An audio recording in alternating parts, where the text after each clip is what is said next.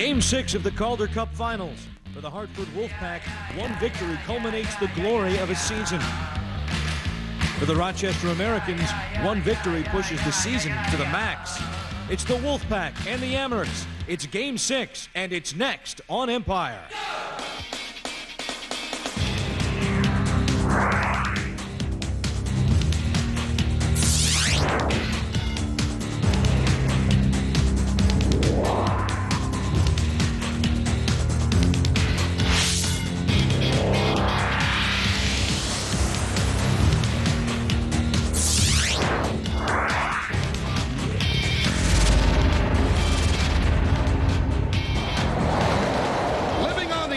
That's what the Rochester Americans will be doing tonight at the Blue Cross Arena in Rochester. Live, it's Game 6 of the American Hockey League's Calder Cup Finals. The Rochester Americans against the Hartford Wolf Pack. And good evening, everybody. I'm Don Stevens, along with four-time AHL All-Star John Bednarski. John, it really is only fitting that it's these two particular teams that are the two teams remaining this season, is it not? Well, it's very appropriate. You get the top teams with the points. Hartford with 107, Rochester right behind them with 104. They're very similar in other categories, too. Goals for, goals against. Very, very similar, just like identical twins out there. Hartford relies heavily on J.F. LeBay. J.F. LeBay, the goaltender for the Hartford Wolf Pack. 30 saves in a shutout last Friday against the Amherst. The JF stands for playing just fantastic. Well, this has been a real seesaw battle in the series between the two teams as they have alternated wins. Hartford winning the odd number games, Rochester winning the even number games. So if that holds true tonight, Rochester would win this one and force a seventh game in Hartford on Wednesday. But if not, the season comes to an end. The spark plug for the Rochester Americans in this series seems to be second-year winger J.P. Dumont. As the two games that they were victorious, he scored 2 goals in each of those games and now has 14 to lead the playoffs, and that is a franchise franchise record. So as they say in the biz, this one should be a barn burner tonight here at the Blue Cross Arena, so stick around. And joining us at ninth level is Bob Trimble, as he is talking with the man who has taken the Rochester Americans to the Calder Cup Finals the last 2 seasons, Coach Brian McCutcheon. Bob? All right, thanks very much. And as the guys just said, Coach, 2 straight years in the Calder Cup Finals. What does this team have to do to make it a Game 7 in the finals? Well, you know, we've got to eliminate the first period that we had in Hartford the other night for whatever reason. Certainly give Hartford some credit. They came out strong. They played very well, but in a lot of cases we allowed them to do that. We gave them too much space, too much time. We've got to get on the puck. We've got to pursue the puck better than what we did. Second period in Hartford was a totally different game. We dominated the period. We had some outstanding chances, but because of LeBay, we weren't able to finish. But you don't want to put yourself in that situation where you're almost desperate trying to score goals, and so we've got to get off to a better start and then just continue it for 60 minutes. These guys excited and ready to go? Well, they are, and you know but it's controlled. I think there's a business-like atmosphere, but certainly an understanding of what needs to be done. But I think also they know how to get it done. Good luck to you tonight. Coach Brian McCutcheon of the Amherst. Coming up right after this timeout, we'll have the opening face-off for Game 6 of the Calder Cup Finals between the Amherst and Hartford Wolf Pack, live right here on Empire.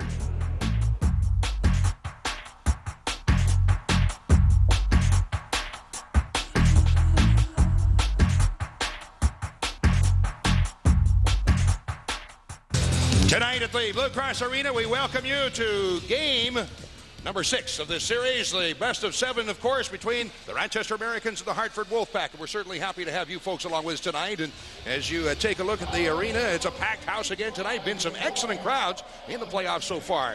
And we will be having the national anthem coming up next before we get underway with tonight's game. So join us. This one should be a good one right here on the Empire Sports Network.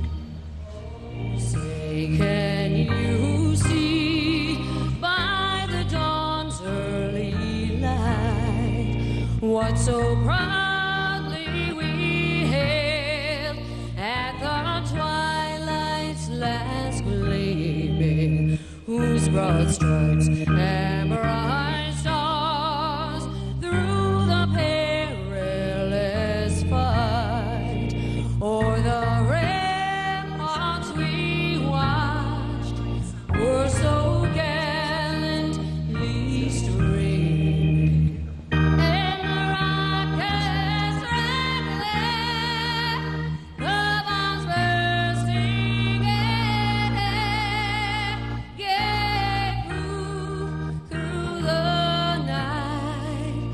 that our flag was still there. Oh, say does that star-spangled banner wave o'er the land of the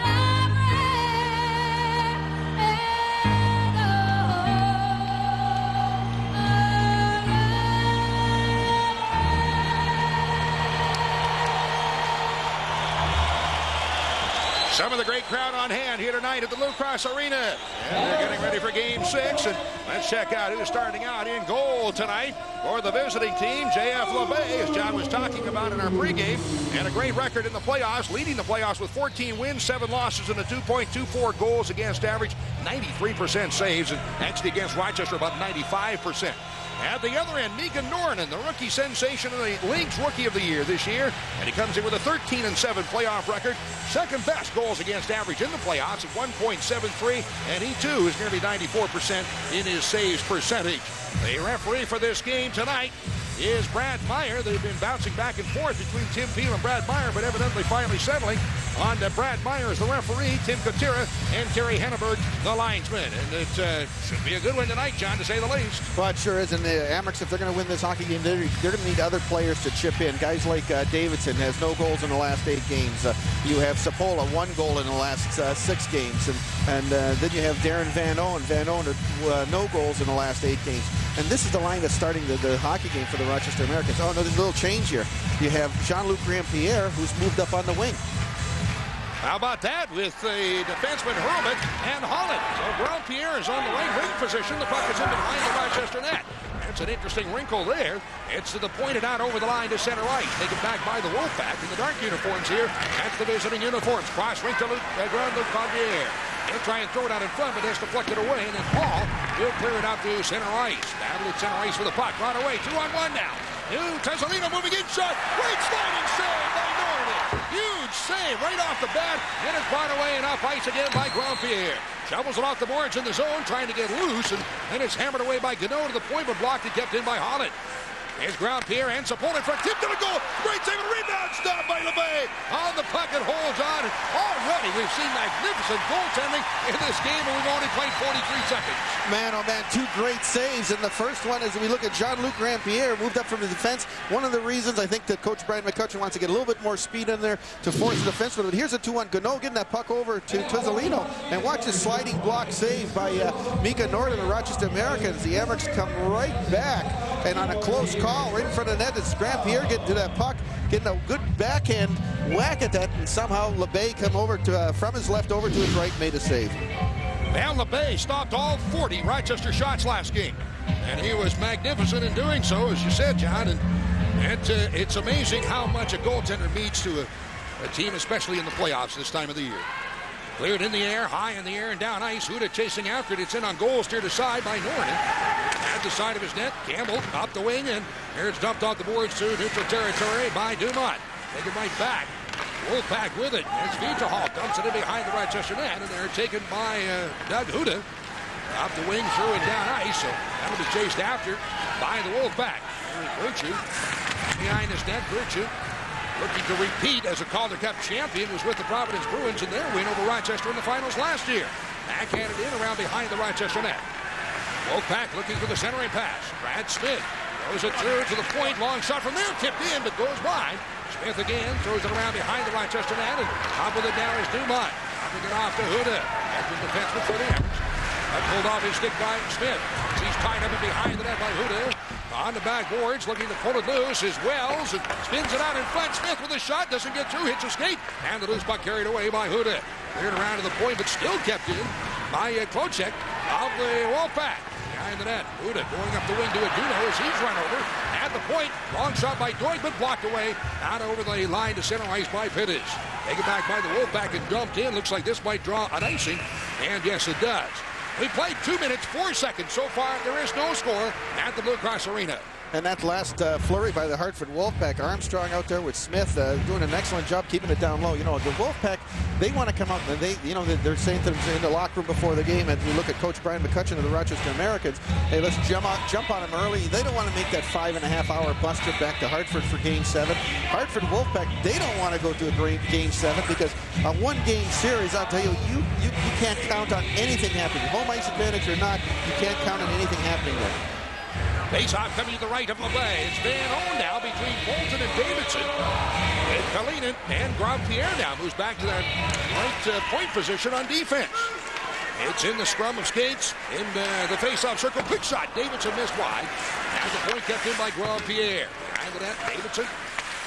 In behind for Bolton. Up in the corner.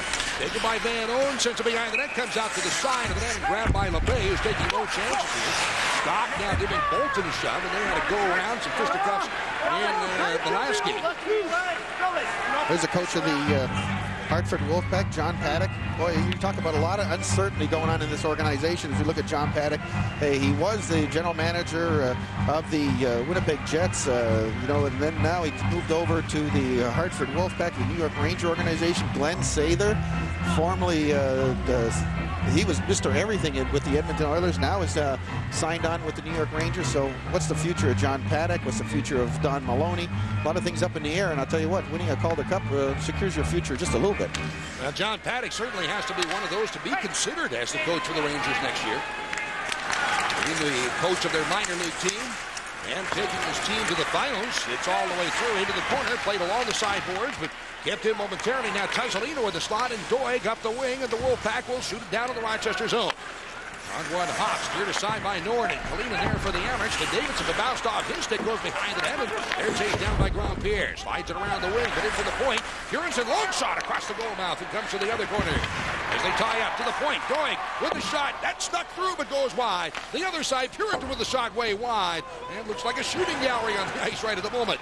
In behind the net, taken away by Kalinin, and Rochester beginning to move it up ice. Rookie defenseman Dmitry Kalinin, still at 19 years of age, dumps it around behind the WolfPack net. Back for Purinson. And a whole bunch of penalty minutes this season. Away up the wing to center ice for Tuzolino. Backhands it in the Rochester zone. Behind his net goes the captain of the Amerks, Mike Hurlbut. Eyes the right wing side to Sapola. Enters the Hartford zone, and he stood up, and the puck rolls into the corner. And Vitahall leaves it there, but Sapola chips it around behind the net. Denny Amell on the backboards. Can't come away with the puck, and it's pulled loose and carried off by Vitahall. Up the wing to center ice for Jernander. Sends it off on the left wing side, and Vitahall moving in as he tried to spin away from Holland, lost control of the puck. Added by Sapola behind his net. In the corner, they tie up Jernander, hit there by Hurlbut. Tries the other side. Murphy can't get it out. Now Vitahall without the helmet, tied up there by Sapola. Puck is in their skates. And knocked loose and behind the net, and they're chased down by Hurlbut. No score in the game. We played almost 4 minutes. And on the wing, Amell to center ice. That hits Murphy. Knocked down, taken right back by the WolfPack. Then picked up again by Rochester. Here's Amell moving in, takes a shot, but it dribbles wide. And off in the corner here. Back to pick it up. Smith for the WolfPack, right through in front of his own net. Flipped in the air, out and down ice. This will go all the way down. Looks like another icing. Ryan Campbell is back, and there's the whistle. 15:44 to go in the first period. No score, and you're watching the American Hockey League's Calder Cup Finals on the Empire Sports Network. Face-off coming up in the Hartford zone is the massive fans in attendance here tonight at the Blue Cross Arena. Watching on this scoreless game thus far. We've played 4 minutes and 16 seconds so far. Dominic Pittis leading the playoffs. The face-off for the Amerks has 30 points coming into tonight. Facing off against the former Rochester American Jason Daw, who scored the game winner last game. In the corner, spinning around is AFINOGENOV behind the net, trying to draw it out in front. Now the line of Pittis, Dumont, and AFINOGENOV all together for the first time. And what a great scoring line that one should be. Lots of offense there, and the puck now brought away enough ice by the WolfPack. Dumps it into the Rochester zone. Back for it goes Campbell. Another whistle, another icing call. So kind of a slow start after the first About 30 seconds, Sean. This thing has come to a grinding halt here. Well, I think one of the things the Amherst want to do is slow down the Hartford WolfPack. The Hartford WolfPack in the last few games have really come out very quickly at the start of the game, and so the Amherst, have had a chance, but it came right after a golden opportunity by Tuzzolino. Mika Norden had to come up with a huge save there as we look at the Amherst bench, and there's a couple guys at the end of the bench, and the Amherst needs some offensive production with Hamel and Sapola right there. Next to him is Jeremy Aduno. Aduno like to get off the snide too, but as you mentioned, that's AFINOGENOV has taken Jeremy Aduno's spot on this line right now. And there's another guy, AFINOGENOV, hampered a little bit with a sore ankle, has a few goals in the playoffs, but not playing to the 110% or 100% that you'd like to see him play, especially in the finals. Face off again to J.F. LeBay's left. Pittis, Dumont, and AFINOGENOV up front for Rochester, and the point man Huda and Campbell. It's Chris Wells at center for the Wolfpack, the big guy, and he is a big boy. Back to the point, kept in. Huda with a wrist shot, grabbed again by LeBay, and he'll hold on. Chris Wells at 6'6", 24-year-old from Calgary. And if necessary, Empire Sports will bring you Game 7 of this terrific Calder Cup Finals. Join us Wednesday night, 7 o'clock, live from Hartford. One of these two teams will raise the Calder Cup. You don't want to miss this one, hockey fans. The 7th and deciding game of the Calder Cup Finals, if necessary, coming your way live on Empire Sports. Hot cold to the backboards. Virtue in behind his net. Tries the wing side, and now to Wells at center ice, where he is tied up by Huda. Bangs it right back into the Hartford zone. Hitting, picking up a little bit, moving in. AFINOGENOV tried to block it, but it's out over the line. Kept in by Pittis. Here's Dumont feeding it in front, but up with it is Virtue. Gets it to the point. Huda sliding in, but couldn't keep it in the zone, and it's back to the Rochester blue line. Campbell taking it there. The rookie defenseman for the Rochester Americans. Brian Campbell dumps it in, heads for the bench on the line change, and the puck now behind the Wolfpack net. Cleared around the wing for Jernander. Pass to Armstrong, right back to Jernander. Bringing it up ice, now 3-on-2, and in on the left side is Virtue, but couldn't take the pass, and it's cleared behind the net. Chased after the point. And it's brought away by Sapola, finds the opening to center right for Dumont. He'll slide it down, and now the Amherst completing their line change. The Daw line coming out on the ice, that is probably the Wells line with Daw on a wing, and the other side is Brad Smith on the ice now for the Wolfpack. Clear around to Amel for the Amherst off the glass, in the air out of down ice. Chasing after goes Purinton, hot on his heels, Joe Murphy. And it's touched there by the Wolfpack, and another whistle. 14:01 to go. First period, no score here in Rochester. Again, good look at Amherst Joe Murphy. There's a young man that a few months ago was playing in the East Coast League. Has had a tremendous season for the Rochester Americans. Murphy's played so very steady winger, a defensive winger. And maybe that comes back from, what he was playing when he was playing in college? He was a defenseman, so he's moved up from defense to forward. Coach Brian McCutcheon uses a lot of crucial situations, especially killing penalties at the end of the game, end of the period. So very confident in the play of that young man. Face-off, this time in Rochester zone to the left of J.F. LeBay, and that's almost, or rather to the left of Mika Norden for Rochester. That's almost a look you get right there. From Norden's perspective, and then to Holland. Off the glass to the point area. Kept in now by Wells. Bring it back to the point, still kept in along the side boards. Intercepted, and Sapola pass picked off again by the Wolfpack. It's dumped in by Greg, and then he's run over by Hurlbut. Down the eye of that, Holland after it. Dribbles it off in the corner for Murphy. Slides it up the wing, but at the point kept in by Purinton. Got it behind the Rochester net, and after it goes Hurlbut, digs it out off the glass in the air out of down ice. Purinton turning back for the puck, and on his heels is Amel. Purinton gets there and touches it for the icing, and he's bumped by Amel. Now Purinton on the season, third in the American Hockey League with 415 penalty minutes, and in fact leads the playoffs so far with 85 penalty minutes. There's Denny Amel. There's a good look at Denny Amel, and Denny Amel in the last 6 games only has 1 assist. Last 8 games, 2 goals, 3 assists for 5 points. Last series against the Hershey Bears had a heck of a series. Look at John PADDOCK and the Hartford WolfPack bench. But again, if you're going to win this Calder Cup, you have the Pittis, Aduno, and J.P. Dumont line is doing a lot of the, has the majority of a high percentage of the goals that have been scored against the Wolfpack. You need production from the other ones. In all 5 games of the series so far, the Wolfpack have scored the first goal.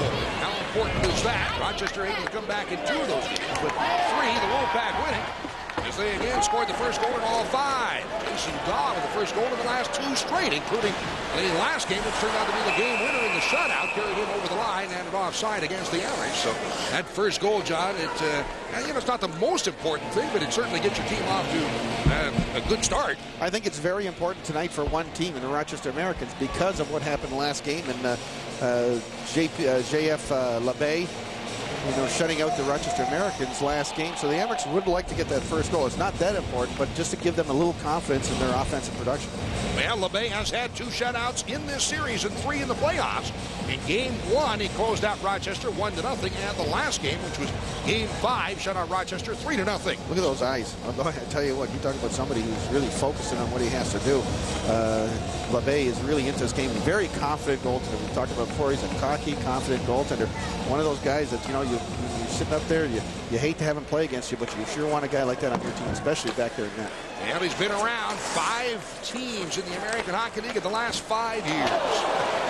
Out to the blue line, kept in momentarily by Bolton. Up with it, trying to shovel it out in front, and that's deflected off of the sideboard. Stock takes it there, turns away from protected Van Owen. And behind his net, carried off by the WhalePack.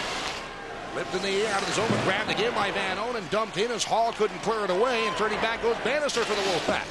Now behind his net, tries the other side this time of the court. Kept in again by Van Owen, and now backhanded on the sideboards by Davidson. Rochester makes a line change. Out to center ice, stepping up is Grand Pierre, but Stock with a pass. Now taken away by the Amerks. Right to the left wing side for Aduno, but that one is cleared away by Bannister. And now into the Rochester zone. Jernander takes a wrist shot and a stick stop for Norton. It is Grand Pierre over the line to center ice. Out of the ice and hurt. Slow getting up is Dumont behind the play. Now the Amerks on the attack. Grand Pierre moving in. The puck rolled off his stick. And LeBay is tripped up and taken down. It'll be a penalty coming up to the Rochester Americans. Aduno getting tangled up with LeBay, who goes down an interference call on Jeremy Aduno. And Aduno can't understand why this penalty was called. Aduno was tied up. He was close to the goal crease. LeBay went down very quickly, and that's one of those rules protecting the goaltender in that goal crease. You can't touch him. And Aduno, who was he was tied up with one of the Wolfpack players, and Aduno still cannot believe that he's going into the penalty box. So the first power play of the game goes to the Hartford Wolfpack. Goalie interference. All right, power play opportunity number 1 of the game for the Wolfpack. Takes very few penalties on the in his game. Very many penalty minutes. Checking back here in the playoff. That is take a look here. Here's what watch you do to the right-hand side of the screen there. Does he get? Well, yeah, he does. He doesn't get hit at all. He gets too close to it. He doesn't see where he is on the ice. And the players, they have to be aware of how close they are to the goaltender, because that rule is very specific. You cannot touch the goaltender. That's his crease. All that blue area, that shaded blue area, you can't go in there. That's his domain. And Aduno gets in there, he's unaware of where he is, and just touches LeBay. And LeBay may have embellished it a little bit. You think?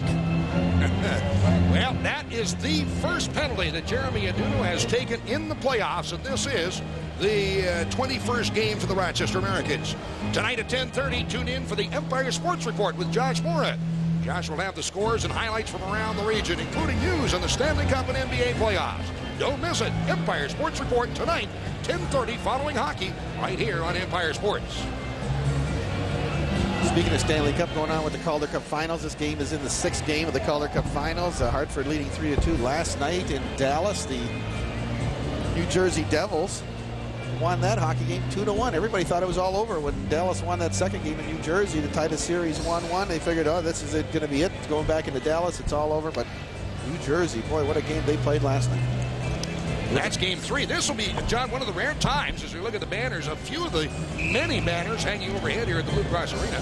But this will be one of the few times that the American Hockey League is actually going to get done before the NHL. I think the last couple of years, the NHL has been completed before the AHL. Dave LeBay looks on at that particular scene right there, the face-off at center ice. Armstrong between Smith and Daw now for the Wolfpack, with Vitahall playing on left side and Bannister on the right side on defense. This is a power play unit for the WolfPack. Jason Daw is the one who started scoring last game on a power play goal. The Emirates really have to keep an eye on him. Their penalty killing unit, all their specialty team units are going to have to do a tremendous job this evening if they want to go to Game 7. Down behind the Rochester net, pulled off in the corner, but tipped loose, dug out by the WolfPack. Out in front, Bannister shot. Doesn't get through. It's blocked in front. And Hurlbut has it in his equipment. Well, the WolfPack have scored, as I said, the first goal of the game in every game of this series, and they have scored one goal in every game in the first period. Well, watch this play. The Emirates really lose the puck. It's a nice play to get the puck over to Bannister, moving in, and boy, that is just like a goal. I believe that Bannister scored in the game here in Rochester. But watch this play by Hurlbut. Hurlbut, Norden, Mika Norden showing some very good quickness coming across. If it doesn't get through Mike Hurlbut, Mika Norden was right there to make sure of the puck not to go in the net.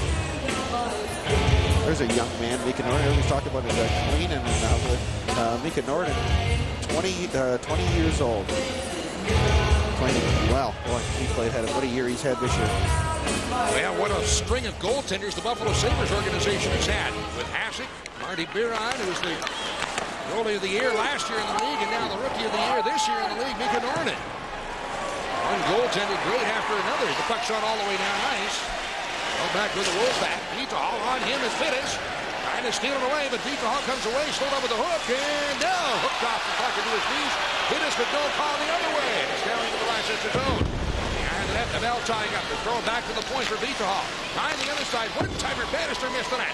In behind, Smith taking it. He's chasing the corner, looking to one-handed out in front. Pulled off the puck by Huda. Bagging the point, Bannister. Another wrist shot in. That's knocked down. There's a shot. They score in front of the net.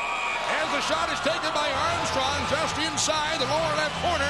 Power play goal, and the WolfPack with a 1-0 lead. And here's the frustration coming out on the part of the Rochester Americans that play Huda and Hamel.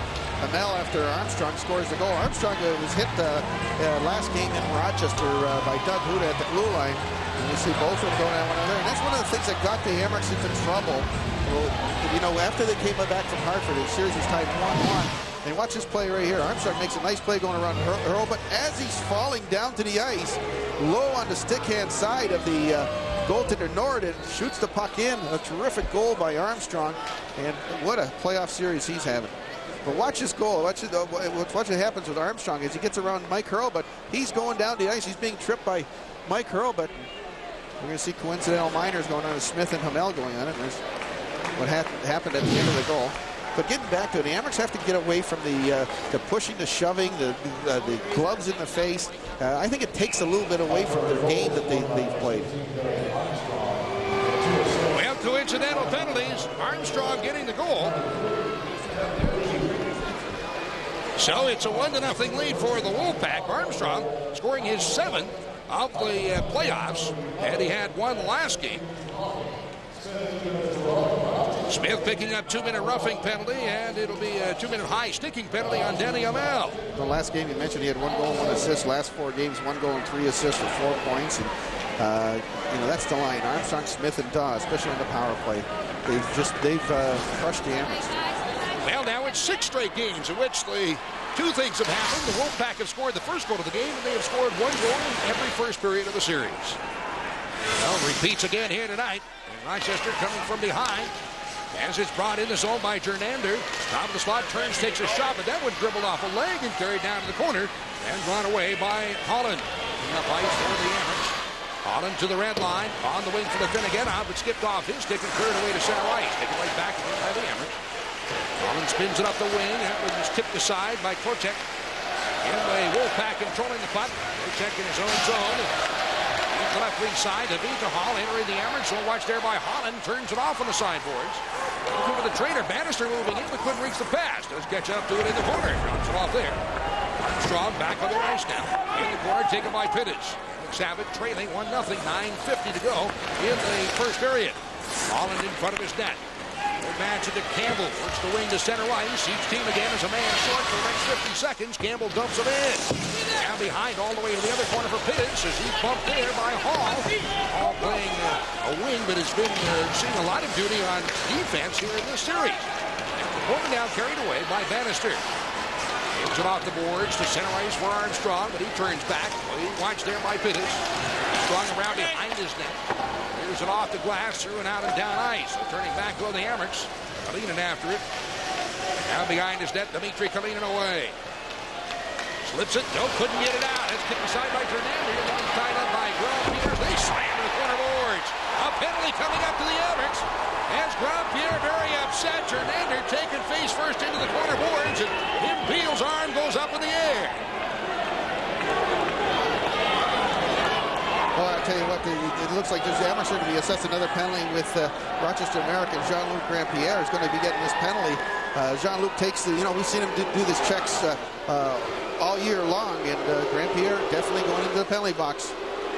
So Grandpierre in the box, and the Amherst will be short-handed, trailing 1-0. You're watching the American Hockey League's Calder Cup Finals on the Empire Sports Network. Number 34, Jean-Luc Grandpierre, 2 minutes.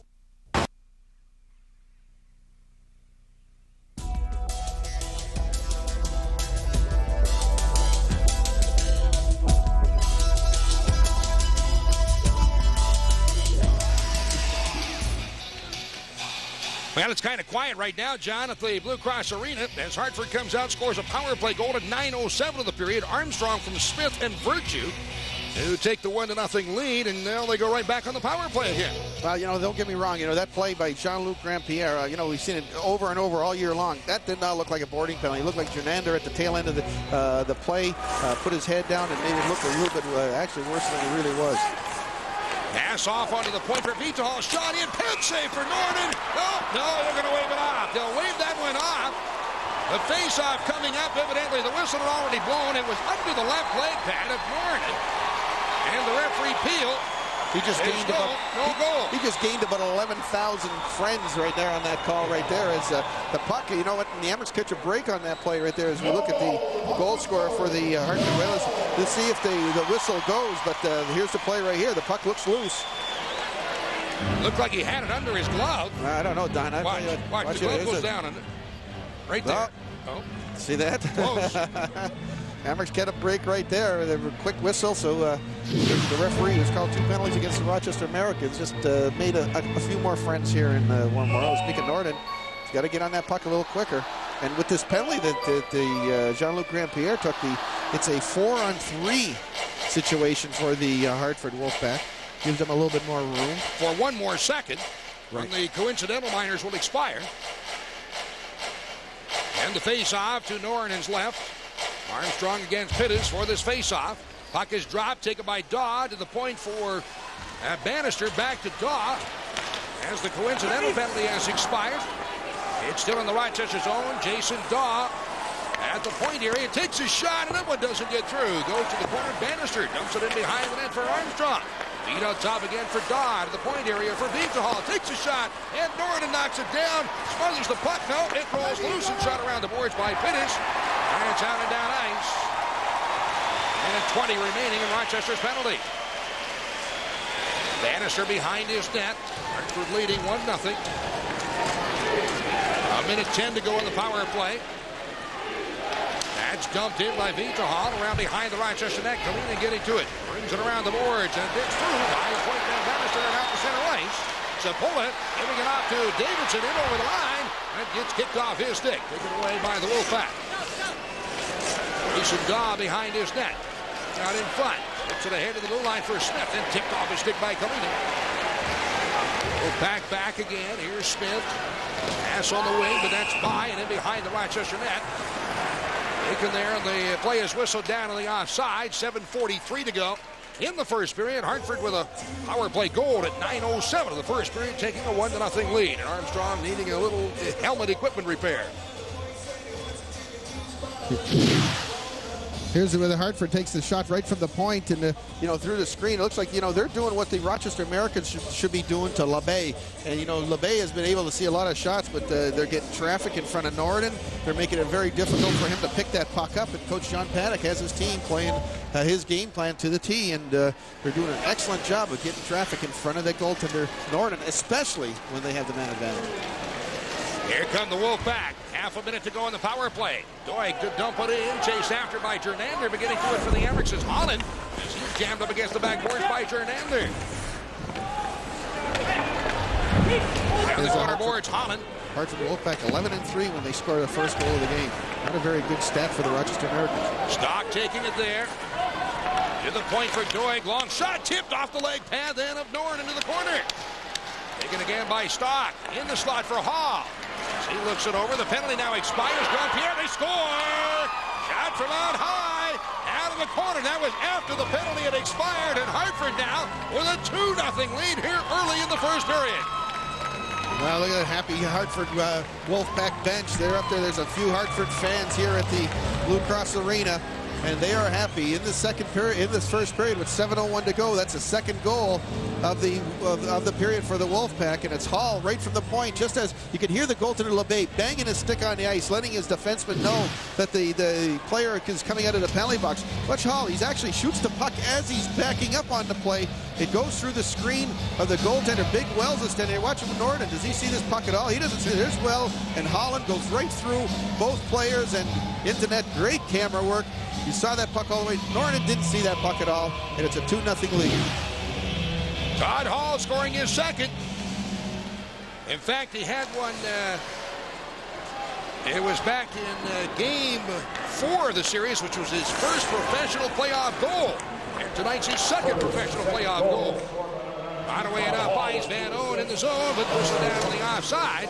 6:43 to go in the first period, and Hartford has taken now a 2-0 lead. And, boy, Rochester has a huge hole to try and climb out of here tonight. Hartford up 2-0. You're watching the American Hockey League's Calder Cup Finals on the Empire Sports Network.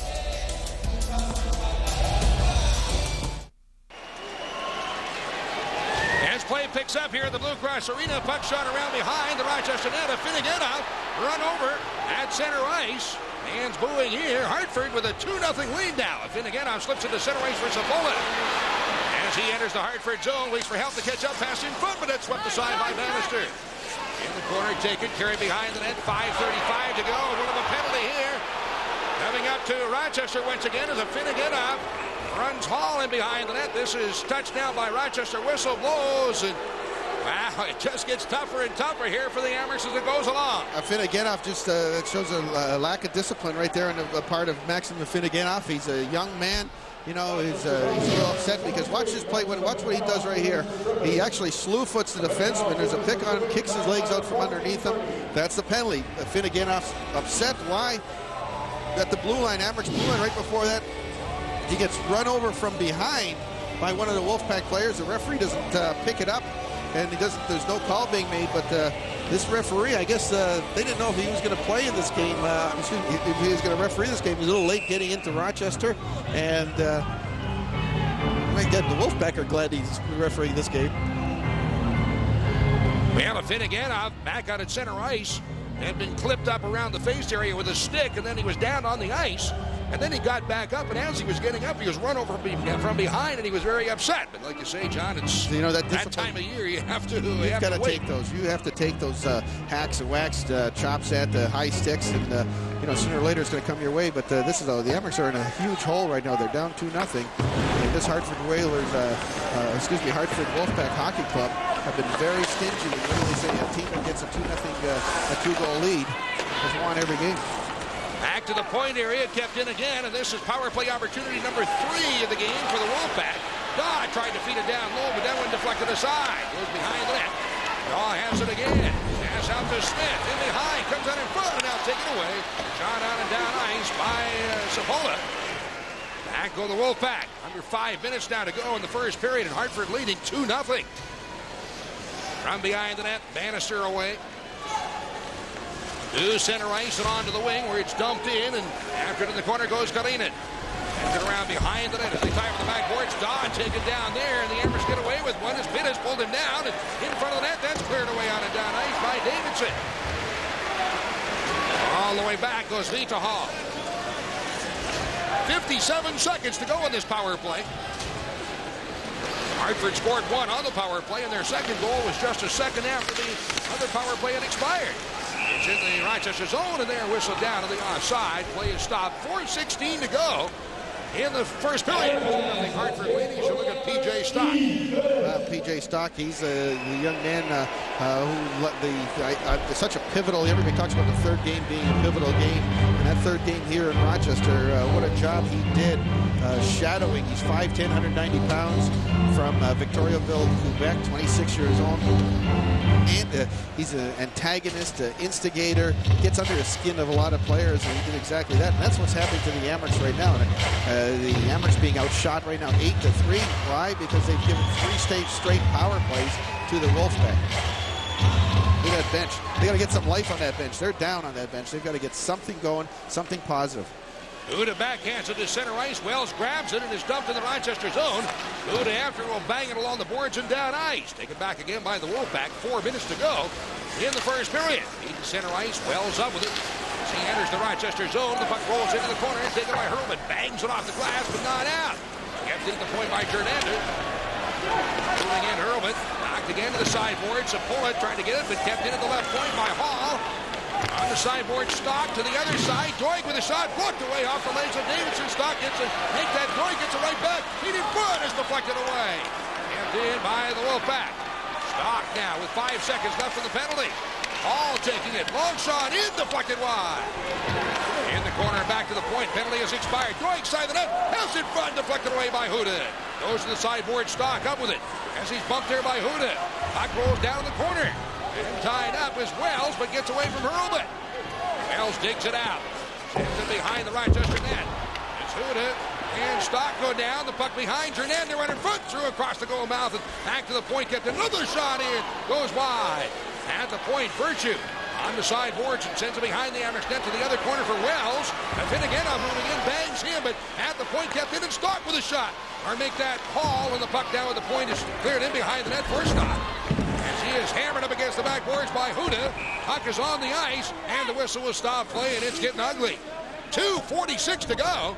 First period, Hartford leading 2-0. You're watching the American Hockey League's Calder Cup Finals on the Empire Sports Network. And welcome back to Rochester. Coming up in our first intermission, we'll talk with Amerks center Dominic Pittis. We'll also send it back to the Empire Sports Network studios, where Josh Moore has the sports report. He'll have an update for you, among other stories. John Rocker, the troubled Braves reliever, in trouble again. Also an update on the Stanley Cup Finals. And Don and John will have their analysis. Guys? All right, Bob, thank you very much. And the noise picking up a little bit here at the Blue Cross Arena. The pom-poms, you see some of them, there's 10,000 provided tonight by the Buffalo Sabres and HSBC. They're joining in, supporting the Amerks here, Buffalo Sabres. Well, the fans are doing their job. Now it's up to the Rochester Americans to give them something to wave those pom-poms about. Ground-Pierre up the wing for Aduno to center ice. As he moves forward, dumps it in, and LeBay stops it behind his net. Dumps it back in the corner. Aduno moving in, but can't come away. And it's carried off by the WolfPack. Center ice too far ahead. Turning back goes Ground-Pierre.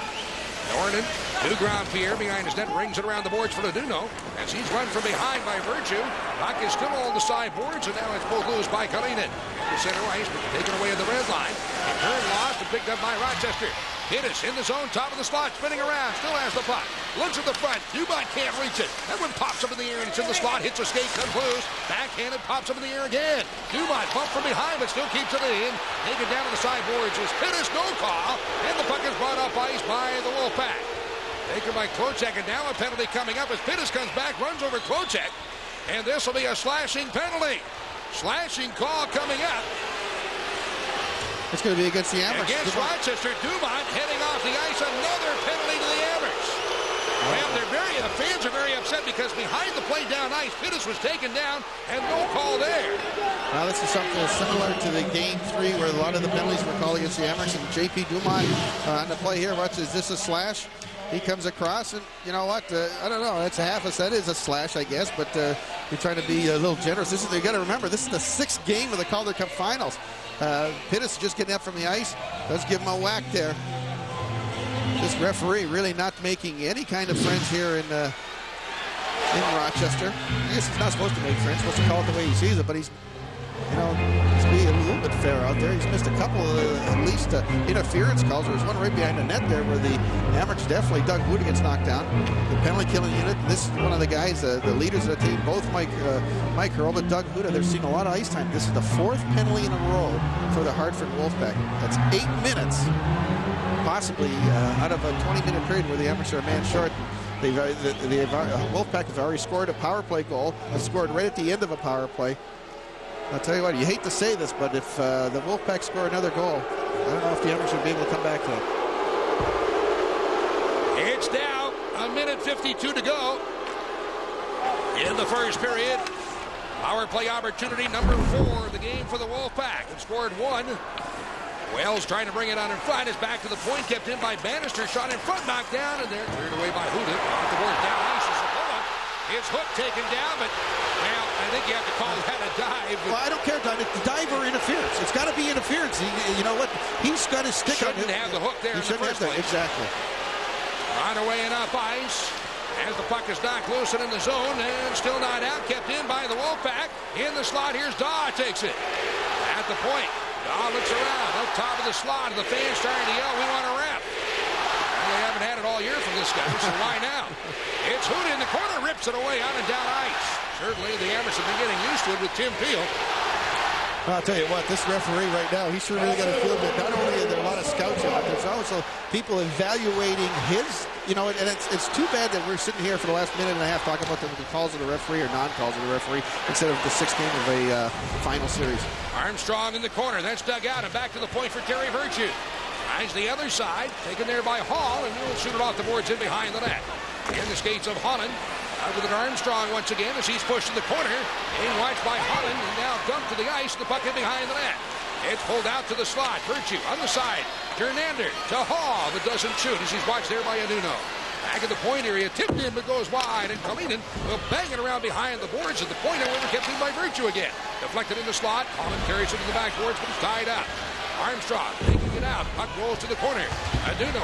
Hall collide there and in behind the net. Armstrong in front. Flipped to the goal. He scored. Coming out in front, feed to Hall. A little flip shot off the left leg of Ford and into that.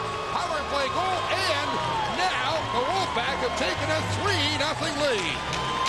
And the Wolfpack they're doing everything right now. They're doing everything. They're getting 2 men on the puck. They're outworking the Amherst. The Amherst who normally get that puck in front of the puck. Watch this play behind the net. It's just as the puck comes over to the Wolfpack player, and as Norden coming across from the right over to his left, it looks like it just catches the inside of his leg and goes in behind Mika Norden. And with 8 seconds to go, a power play goal for the Wolfpack.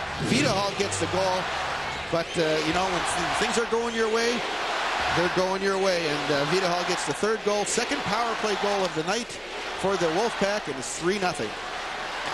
Well, Huda shoots it in on goal, and then stopped by LaVey as the horn sounds to end the first period. What a tough period for the Rochester Americans. What a great period for the Hartford Wolfpack. And Hartford well on its way to locking it up here tonight in Game 6. After 1 from the Blue Cross Arena, it is the Hartford Wolfpack 3, the Rochester Americans nothing. You're watching the American Hockey League's Calder Cup Finals on the Empire Sports Network.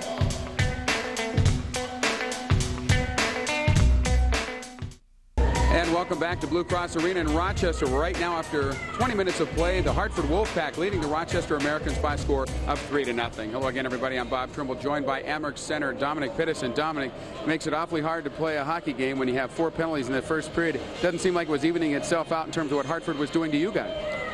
Well, I mean, you know, this could be our last game if you know, we don't turn things around. You know, sure, some of the calls might have been questionable, but, you know, we deserve a couple of them as well. So we can't blame anyone right now. We just have to play our game. And, you know, right now there's no time to be pointing fingers. Well, your game is putting pucks on the net, and LeBay hasn't had to make too many saves right now. You're being outshot 10-4. As I say, I mean, you know, we can point fingers all we want right now, but it's not going to do us any good. We have to, you know, be in the dressing room right now, and we have to be pumping each other up, and we have to be, you know, realizing what got us here, and we have to start doing that, because right now, if we're going to be killing penalties all night, you know, it doesn't look too promising. Safe to say you guys need to get some composure beginning for the rest of the game, correct? That's right. I mean, you know, it doesn't matter what the guy with the stripes calls, we still have to play, and you know, we have to keep composed. And, you know, play strong defensively and wait for their turnovers. It's going to be a little bit harder now, but, I mean, we can't leave anything out on the ice. We have to go all out. And as you mentioned, this is it. You guys have to, if you're going to do something, you've got it now in the next 40 minutes. Yeah, there's no tomorrow if we lose. And I mean, all the cliches come into effect, but, you know, I just say we got to get composed here. And, you know, we've scored more than 3 goals in the game, so it's, you know, it's not that far-fetched. Okay, Dominic Pittis, center for the Rochester Americans, where the score is 3-0 in favor of the Hartford Wolfpack after 20 minutes of play. When we return right here on the Empire Sports Network, we'll be back in West Seneca for an Empire Sports Report update with Josh Mora.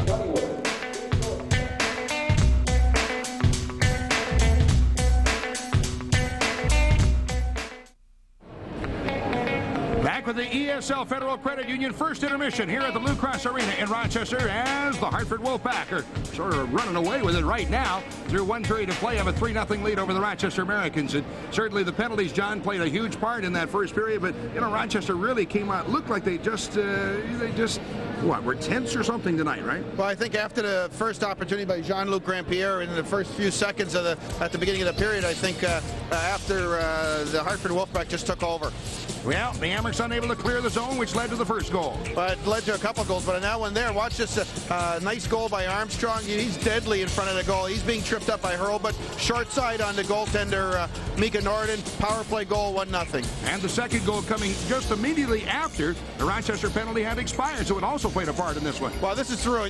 Norden doesn't see this at all. He sees Holland and Big Wells standing there in front of net. It comes back to the point man. He just fires the puck as he's reaching back, actually skating backwards through a screen, and Hall scores a goal. It's 2-0. Now the third goal, another power play goal for the Wolfpack. Well, look at the Amerks have possession of puck. It's just like they did on the first goal, but they can't get the puck around. Two men forechecking, stealing the puck off the Amerk defenseman. The Amerks were just thoroughly outplayed in that first period. Norden, I think he should have had this one. He came across. As he came across, it hits the inside of his pad in the net. Well, the scoring in that period, Armstrong for the Wolfpack from Smith and Virtue. Second goal, Hall with his second from Stock and Wells. And the third goal, Vita Hall from Armstrong and Hall. So 3 unanswered goals in that first period for the Wolfpack. And Hartford out to a very comfortable, I guess you'd say, 3-0 lead after one period. They must feel very confident. You look at the statistics, and it also shows in the shots column. Well, 10-4 shots in favor. That's because of 4 straight power plays for the Hartford Wolfpack. The face-offs, Amerks is doing a good job. Power plays, there's the difference right now. 2 for 4. It really was 3 for 4 because that goal that came a couple seconds after the power play was over, and it's a 3-0 lead for the Hartford Wolfpack. And that's the ESL first period statistics report here at the Blue Cross Arena tonight. And back to what I was talking about, John, it just seemed like Rochester, I don't know, was forcing it, had rock hands, very nervous, maybe pressure from the huge crowd on attendance. It just was not working for Rochester. Well, give a little credit to the Hartford Wolfpack because, you know, they've given the opportunity with the power plays. They scored on power play goals, but the Amerks have to regain their self-discipline out there. They really just, it looks like they lost their focus. They came out there, they're, you know, AFINOGENOV's penalty, just for an example, where he gets knocked down, no penalty was called, and he goes back down and trips up a Wolfpack player, gets called. So the referee is not really on friendly terms with any of the 11,000 fans here at the Blue Cross Arena, but the Amerks, again, they have to do something to win this game, and it's just unfortunate that we're in the Calder Cup Finals, Game 6, and more talk has been about the calls or non-calls of the referee than how the game is being played. Well, it certainly is a shame that it comes down to that in such an important contest and a great time of the year, and what's been a great playoff series all the way along. Well, you know, we talked about it earlier. You had the #1 team in the American Hockey League playing against the #2 team in the play, and you want the actions on the ice to dictate who wins, who's the better team. But in this game, in this first period, it's been the actions of the referee that's dictated this game. Hartford Wolfpack finished the regular season with 107 points. Rochester Americans finished second with 104. And right now it's holding true to the wire as Hartford leading after one period in the championship, or game number 6 of the championship series, by a 3-0 margin. We'll start the second period momentarily from the Blue Cross Arena in Rochester. You're watching the American Hockey League's Calder Cup playoffs on the Empire Sports Network. This intermission is brought to you by ESL Federal Credit Union. ESL Federal Credit Union, you're part of the family. At the Blue Cross Arena, as the teams make their way onto the ice for the start of the second period tonight, it is a 3-0 lead for the Wolfpack over the Rochester Americans after one period of play. And this is the third time in the playoffs for a relatively new franchise in the American Hockey League, the Hartford Wolf Pack, and it's the 34th time in the playoffs for Rochester. Mika Norden, who has been outstanding through the season, having a tough night so far tonight. A youngster just 20 years of age from Finland. And back to those numbers as far as Rochester's concerned, 34 times in the playoffs, have won the Calder Cup championship, 6 times and lost to the finals 9 times. This is the first ever trip to the finals for the Hartford Wolf Pack. And they're taking full advantage of it so far. Well, you say relatively new franchise. It's a relatively new city that they're in. They were in Binghamton for a lot of years with the Binghamton Rangers. This team just moved over from Binghamton over to Hartford. Hartford, you know, after they lost their National Hockey League club, they went down to Carolina. The Hartford WolfPack went in there, and well, you talk about bringing hockey back into the Hartford area. This WolfPack team sure has done that. All right, center ice area face-off. WolfPack with a nice, comfortable 3-0 lead. Also out-shooting Rochester in that first period by a 10-4 margin. On the first Hartford goal, they've changed an assist, taking it away from Virtue and giving it to Bannister. The goal from Armstrong, from Smith and Bannister. Added 9:07 of the power play goal. And moving in Rochester, but that's cleared away. And out over the line to center ice. Bouncing puck. Comes loose. Dumped in by Tesolino. Turning back toward goes Kalinin. Tesolino winning the race to the puck. As they tie up there, the puck is behind the net. In the other corner for Grandpierre for Rochester. As he carries it out in front of his net.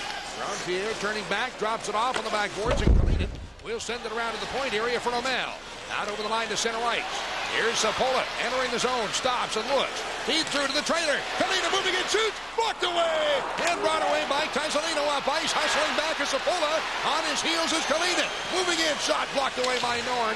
And the loose puck recovered by the average. Kalina out of the zone to center ice for Murphy. As a Finnegan was the trailer. Murphy in the slot. Turns, takes a shot, but he missed wide right.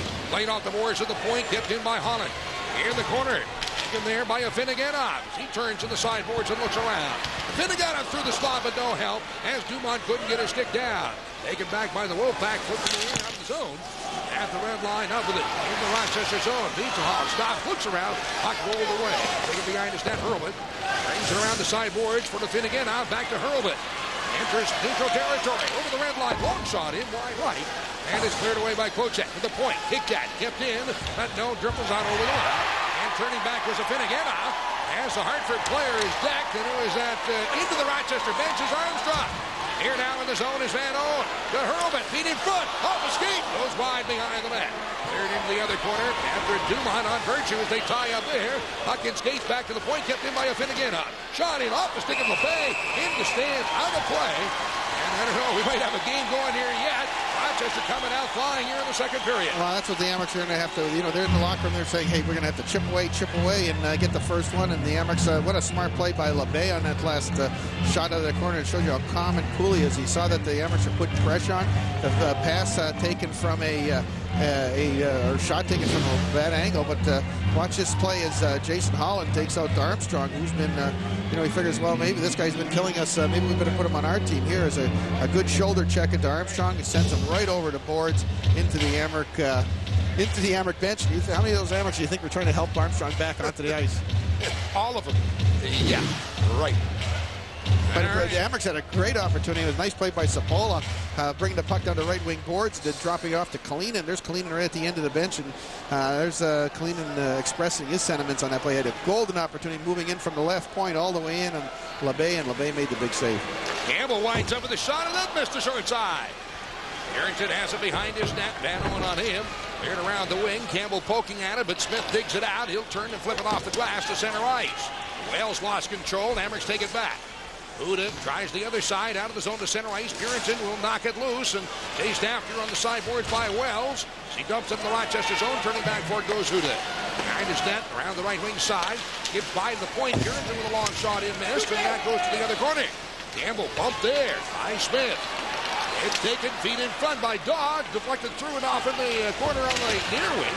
Still kept in the corner. Trying to pull it loose, and he does is Huda. Cross rink to Duno, and ahead to center ice for Davidson with the pass behind him all the way down. No icing is waved off. Purinton back, and on his heels is Davidson.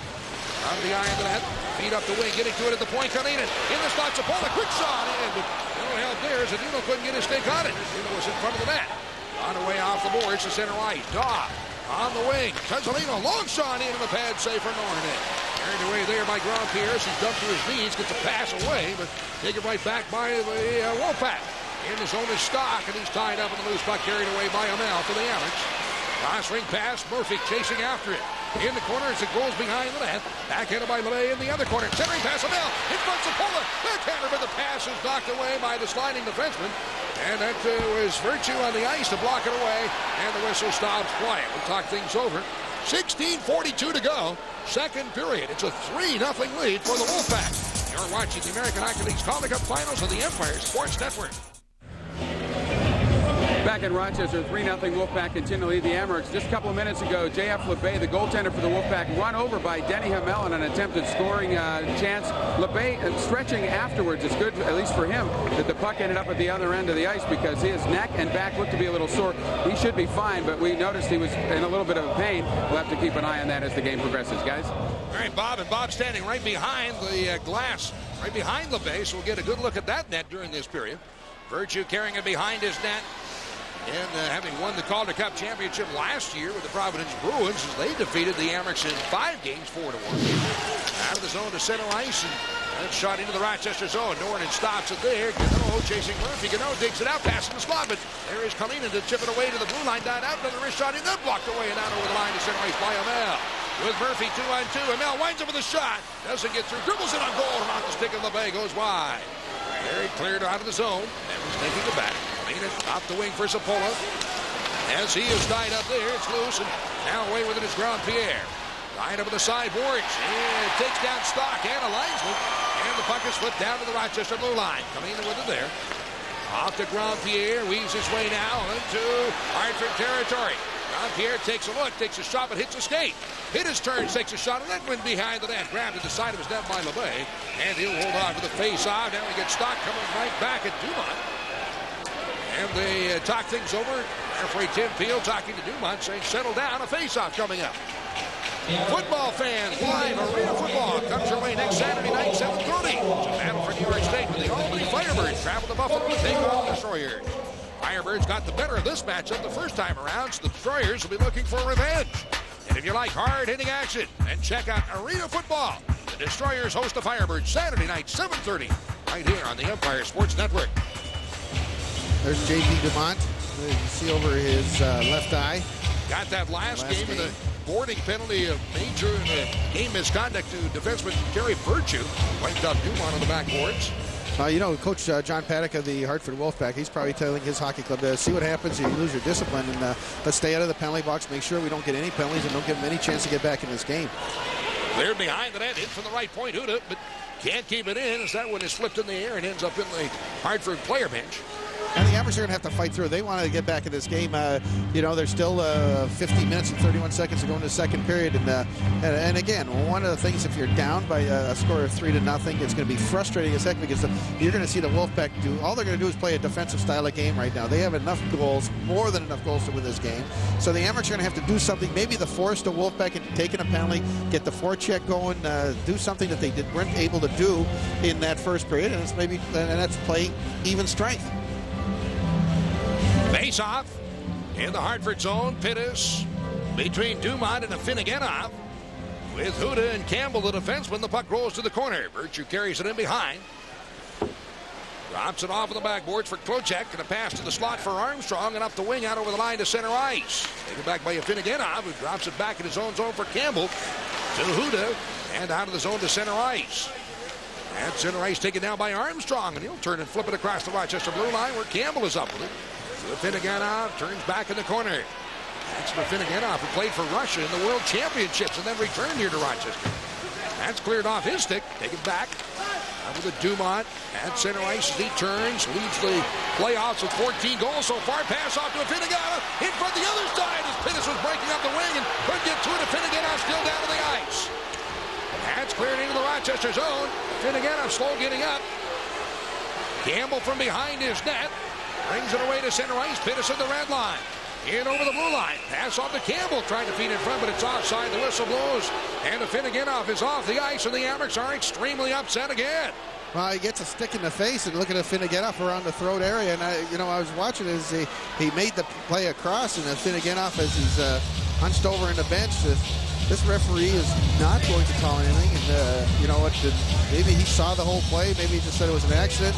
I don't know what. But Coach Brian McCutcheon standing on the bench here. We'll see AFINOGENOV. Watch the top of the screen as AFINOGENOV tries to get that pass across. Virtue comes across to slide the puck, and he gets a stick right up in the face of AFINOGENOV. We've seen less penalties, less than that happen, and a penalty being called. You have to be in control of that stick. Got it right up in the nose. Should be all right. Off the glass, to the point, kept in by Van Oen this time. As he goes to the corner, Francois Mathot now on the ice between Aduno and Van Oen. And in behind the net, cleared off on the wing for Doig. He'll flip it in the air and out to center ice. Smith dropping it off. Here's Daw on the attack. Being watched closely by Mathot, and the puck is taken away by Holland. To Van Oen.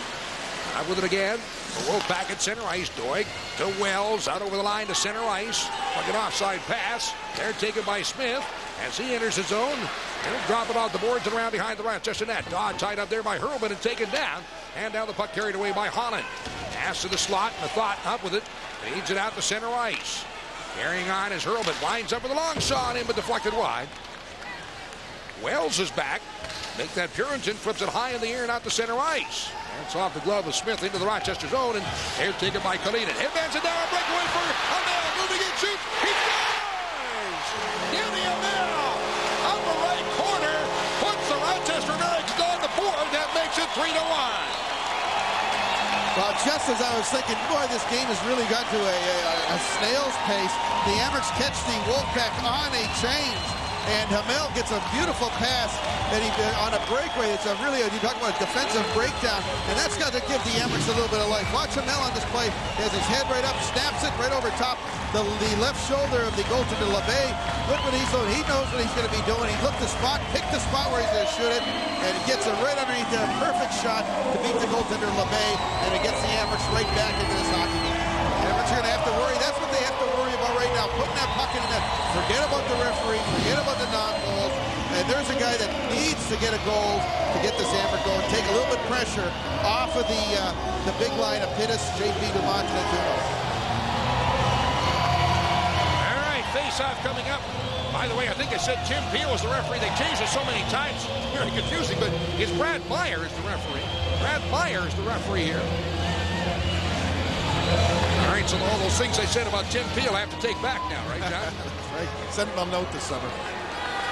Invite him to your golf tournament. There you go. The pass out to center ice. Hopped over the stick of Kalinin.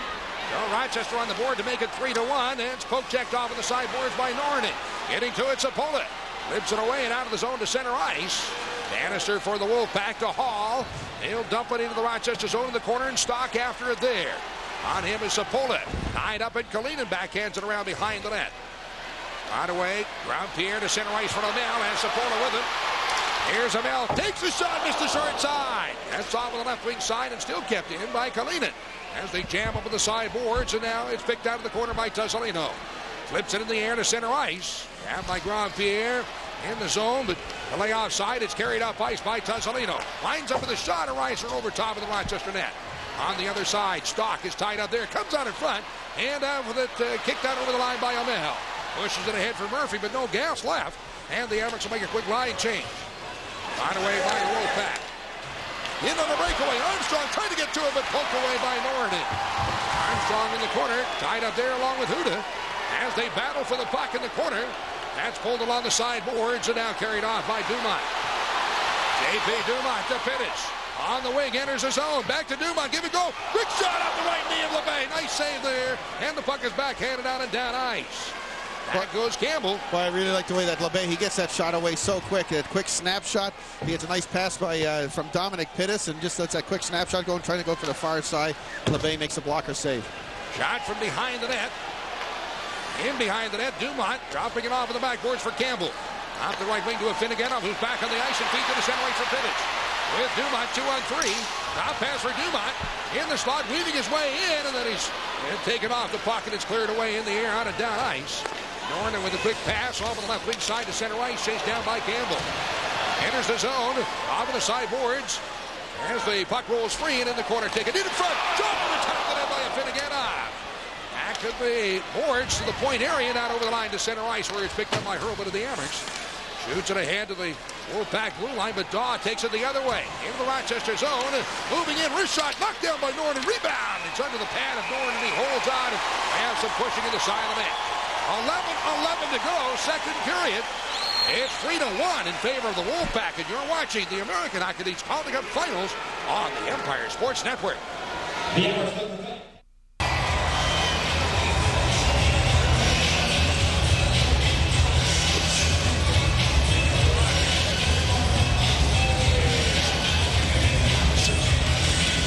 Well, Don, I hope that goal, or the Amerks hope that goal by Denny Hamel to make it a 3-1 game will give them a little bit of life. There's a little bit more life on that bench. You can see them, but one of the things they cannot do is to start taking those chances.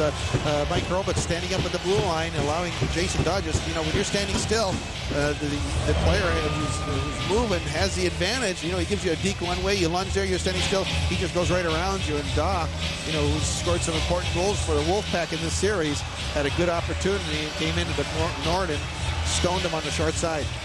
Hartford scored 3 goals in the first period. Rochester has come back and gotten on the board in the second period. Denny Hamel, who had only 1 assist in his previous 6 games, that comes up with a goal here tonight. That's his 6th of the playoffs. Dimitri Kalina with a lone assist. And the puck is all the way down to the Hartford blue line. Turns it along the side boards. Up at his own blue line. It's taken there by Holland. Off to Hurlbut and ahead to center ice for Laduno. As it's taken by Van Owen and dumped the rest of the way in behind the Hartford net. Bay shoots it around the board. Smith bumps from behind. Puck at the point kept in by Holland. Shot goes wide and behind.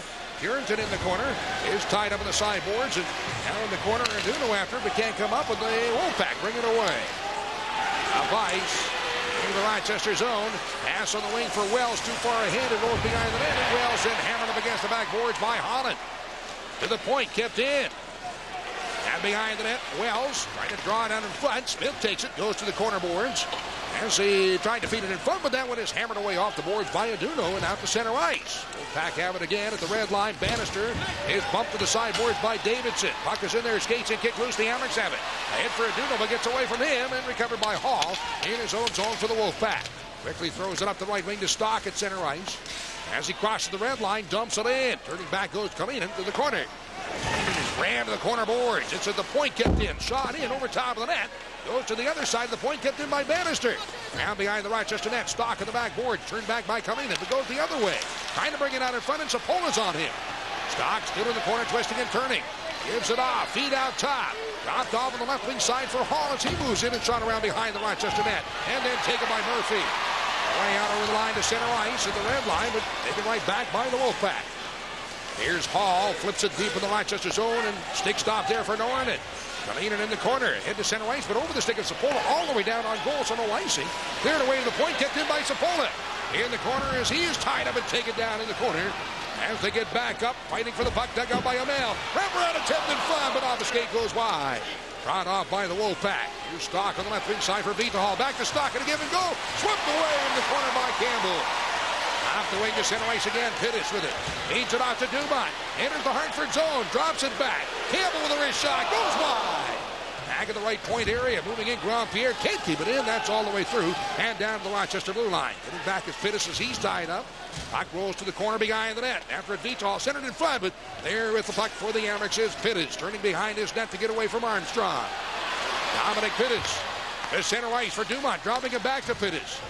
He'll dump it behind the net. LeBay stops it there and it rolls off in the corner, getting to a Dumont to chip it loose. Off the leg of Pittis goes to the corner. In the corner. Now behind the net. Afinogenov backhander in front, but intercepted and carried away by the WolfPack. One-handed to center ice by Wells for Armstrong. She'll shoot it in wide of the Amerks net. It goes to the corner.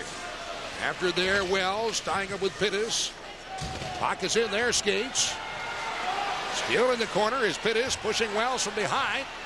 Trying to get it loose. Wells has great reach. He is a big man. He's standing 6'5", and he just the big difference where right there where he's hunched over on the side, and he just outworking Dominic Pittis.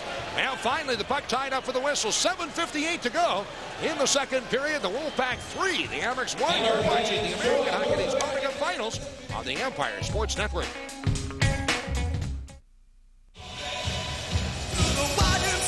Blue Cross Arena.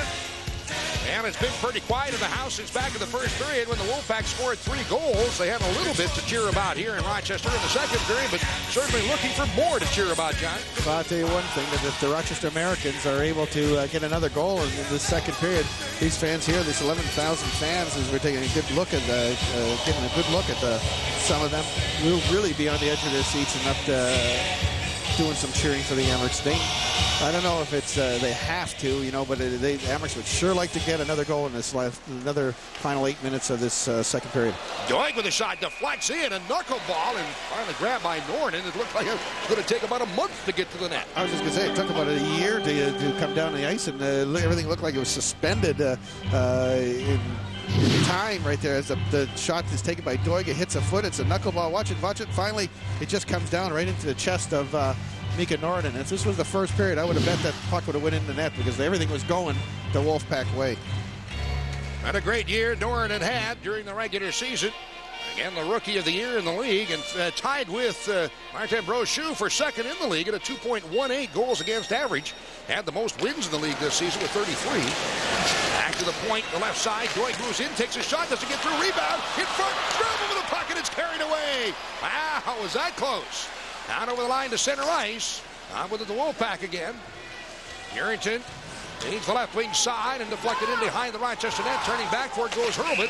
Getting there, and it's an icing call. 7:33 to go. Second period, 3-1 Hartford lead. Mike Hurlbut puts everything he has into his game. And what a great captain he has been for this organization. Oh, he sure has, and did a tremendous job of getting to that puck before Smith did of the WolfPack to force the icing call. If you love horse racing, tune in tonight at midnight for Fort Erie's Photo Finish. Get all the news and results from today's big racing day at Fort Erie Racetrack. If you love racing, you don't want to miss it. Fort Erie's Photo Finish tonight, midnight on Empire Sports.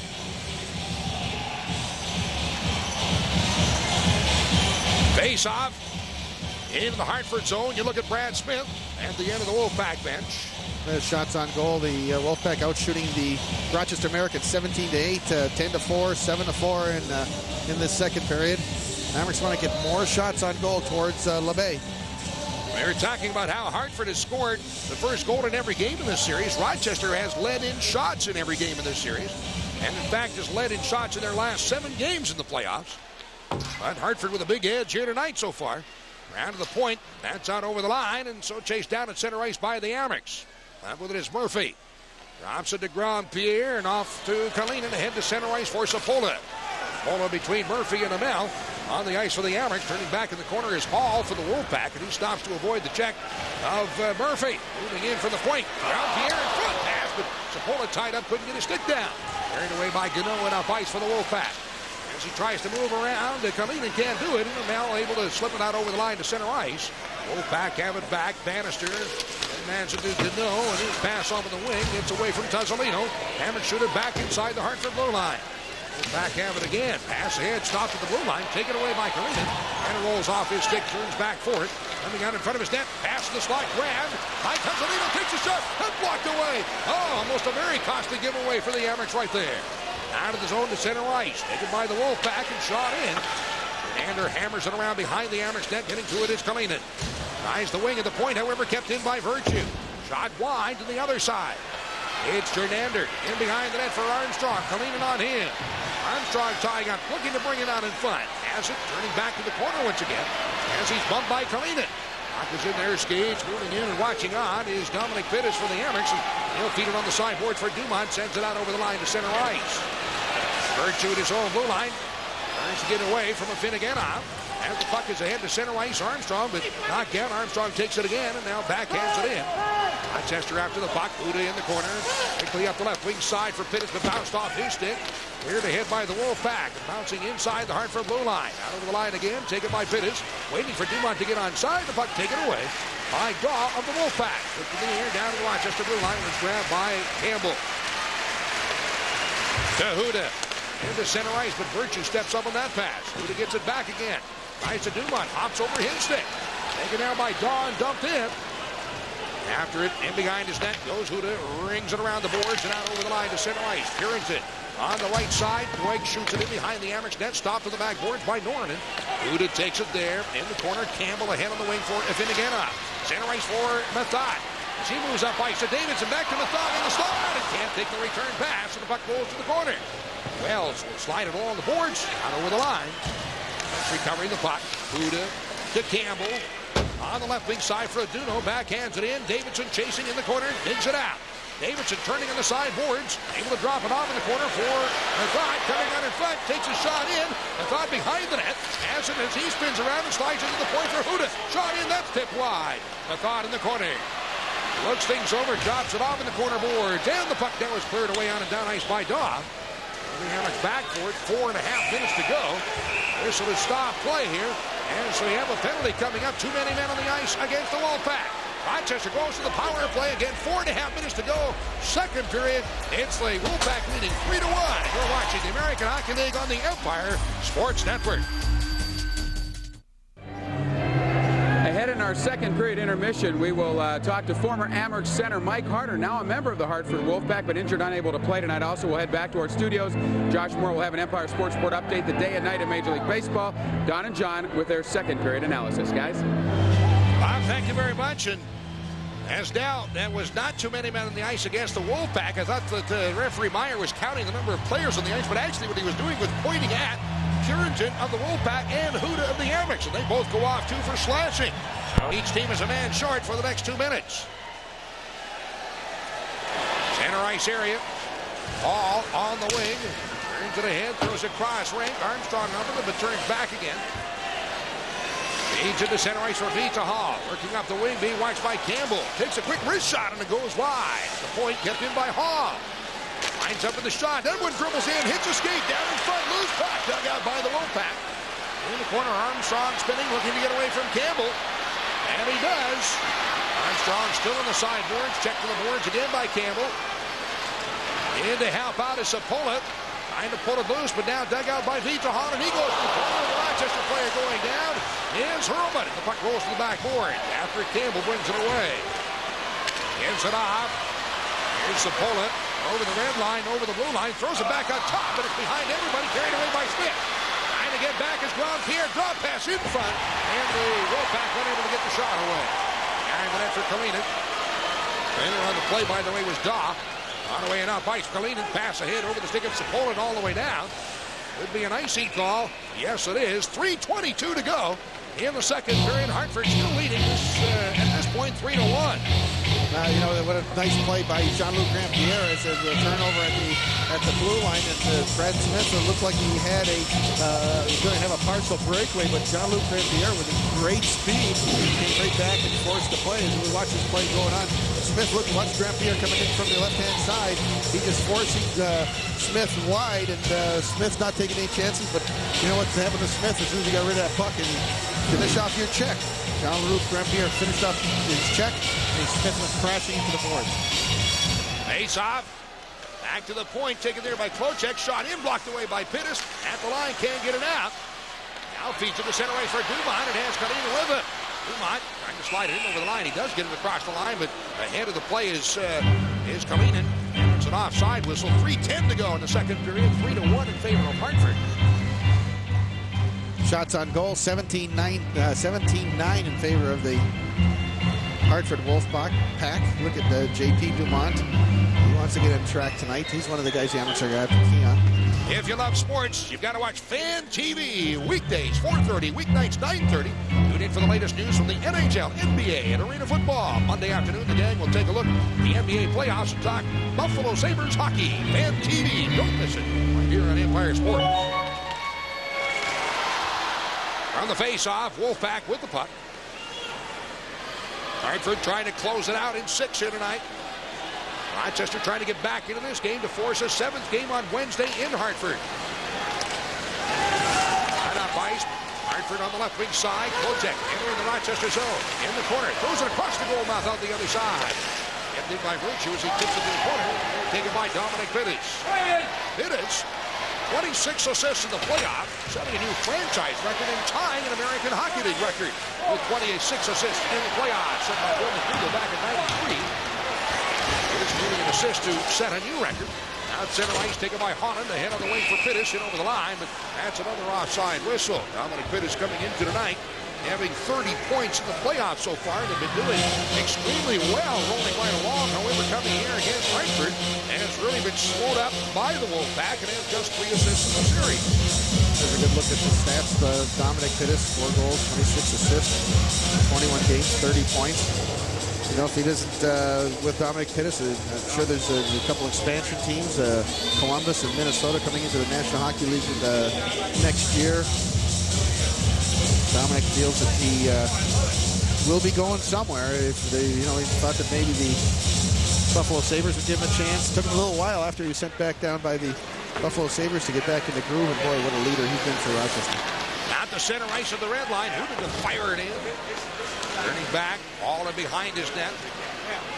Pass on the wing and ahead. Wells on over the line to center ice. Taken again by Huda. He gets tied up in the sideboards. Tried to dump it in. Lost it. Gets it back. Pass. It's escaped. Controlled by the WolfPack and chased down in his own zone by Campbell. He's tracked around behind his net. There by Dodd. Drops it off for Huda. Watched in front by Wells. Huda up the wing to AFINOGENOV. Turns back to get away from Smith. And he'll play it to Campbell and up the wing down to center ice for Aduno. Standing away from Dodd. Taken down. Still has the puck in his skates, and now it's controlled by Mathot. Feeds it off to AFINOGENOV, who dumps it in. Trying to get away for the puck as Aduno as it goes to the corner, and he does. Throws it through the slot for Holland. Able to reach it, poke it to keep it in. The puck goes in the corner. Bannister will hammer it around behind the net all the way on the other side and out over the line to center ice. 1:25 to go, second period. Feed ahead from Amel as he enters the zone on the left wing, dumps it in, and around behind the WolfPack net. Moving into the corner is Murphy. Moves it behind the net. Shoots it around behind. And there's Amel, runs over Bannister. Shot in, knocked down in front of the net. Where's the puck? It's tied up in the equipment of Bannister. And the whistle stops play. Nobody knows where the puck is at the moment. Oh, it's up his pant leg. There you go, hiding the puck again. Delay a game penalty. Delay a game, absolutely. What a game Bannister is having for the Hartford WolfPack. And take a good look at this. Watch Denny Hamel. You talk about, you know, if somebody's going to interfere with you, you go right through that check, and Hamel went right through Bannister, and the puck just came right up. How did it get into the back of the leg? Maybe we'll get a good view of it here. Here it is. Goes off of his stick. Right at his pad. You know, you're right, John. It should be delayed. It went off his stick. He did it himself. Now, Hartford looking for their first ever championship in the city of Hartford. Professional championship, as I understand it. From the face-off to the left point, Hurlbut takes a shot in, missed the net, goes around behind. Played away at the point, kept in by Holland. He'll dump it in the corner. Amel in behind the net. Sapola right back to Denny Amel. Takes a shot to the short side. Off the glove of LeVay. Goes behind. It comes to the near corner. A minute to go in the period. In behind the net as they tie up. Amel moving in. Kick it loose along the backboards. Here's Pittis, and he's taken down. Amel has it in his skates. On away by Armstrong to the point. Kept in by Hurlbut. Hits a long shot in. That's the puck that goes by. Sapola spins to the shot. Hits the skate in front and carried away by the WolfPack. Off ice is Tazzolino. Slides it around behind the Rochester net. And in for the left point is Gano to keep it in. Chased by Holland behind the net. Pass on the backboards, feed in front, and it's intercepted there by Dumont. Is bumped off the puck by Tazzolino. Back at the point area, now kicked away by Hurlbut out over the line to center ice. Pittis up the right wing. In the zone, Sapola. Feed in front, doesn't get through. Batted away to the point, kept in now by Holland. Shoots it around behind the net. Take it there. Dumont, good kill in front and swept away. From the start, Hurlbut takes a swipe out of a miss, and that's going to be it for the period. So Rochester applying the pressure near the end of the period, but unable to come up with another one. And they're trailing here by 2 after 2 periods of play. Certainly it's better for the Hammers to be trailing by 2 rather than 3.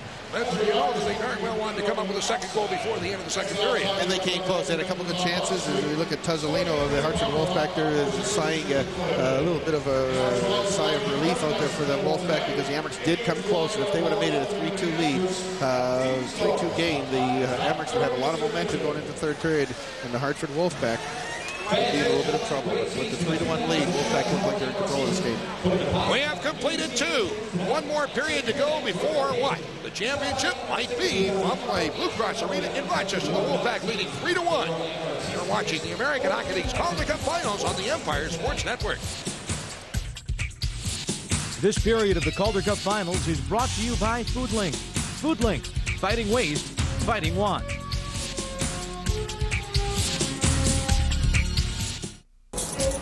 All right, after 2 periods of play, Game 6 of the AHL Calder Cup Finals, the Wolfpack of Hartford leading the Rochester Americans. The score is 3-1. And welcome back here in the bowels of Blue Cross Arena. Bob Trimble joined by former Amerks center Mike Harder. And Mike, now a member of the Hartford Wolf Pack, but a little injured tonight, unable to play. How hard is it to watch? Oh, it's incredibly hard. I think I've gone through about 17 packs of gum already and a couple soles on my shoes. So it's been really tough. I'm sitting back here and watching the game on TV. So it's tough, but I can handle 20 more minutes, I think. Yeah, well, 20 minutes is all it takes for this team to be the AHL Calder Cup champions. You were in this position a year ago with Rochester. It's a different kind of thing now with the potential here to win now. Yeah, it's really tough. There's a lot of hockey to be played, first of all, but hopefully if we play a smart period and with JF LeBay back there, it'll be tough for the Amerks to come back. But still, I can't count the Amerks out yet. They have a lot of scoring ability up front, and it's tough. It's tough for both teams right now, and it's a shame that one team will have to lose eventually. So it's going to be a long summer for either one of these teams. I think it's like all of us when we're little kids. You know, you're friends with everybody, but when you're on another team, you throw out the friendship, right? You want to win.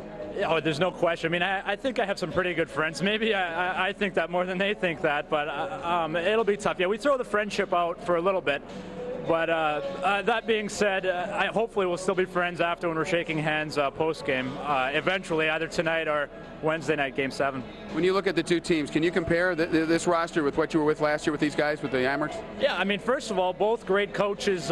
You know, they have a hard-working team ethic, great goaltenders, both squads, and a solid core veteran defense. So, and a little bit of ability to score up front. So yeah, they're quite comparable. And you know, fortunately for myself, I was able to play on two teams that went so deep into June. Here's the question.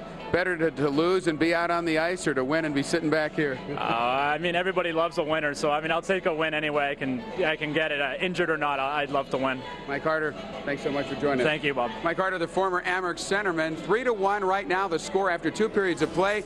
The Buffalo Sabres Brain Trust, including General Manager Darcy Reguer and head coach Lindy Ruff, and the guys on hand tonight. They're hoping to get a couple of goals to tie this one and possibly go into overtime. 3-1 after 2 periods of play. When we come back, Josh Mora and Empire Sports Report update live here in Empire.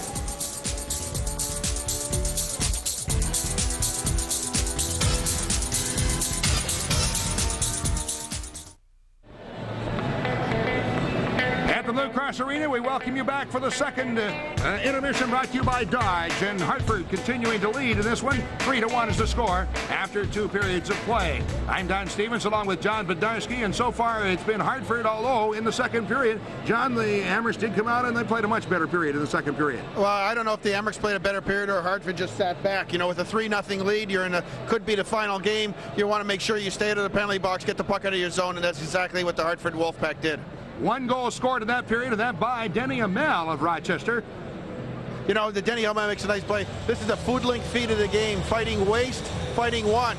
Kalinin gets the puck up to Denny Hamel, and it's one of the first and only breakdown by the Hartford Wolf Pack. Hamel breaks in on a breakaway, goes over top the left shoulder of the goaltender LeBay, and that's the food link feed of the game. Fighting waste, fighting want.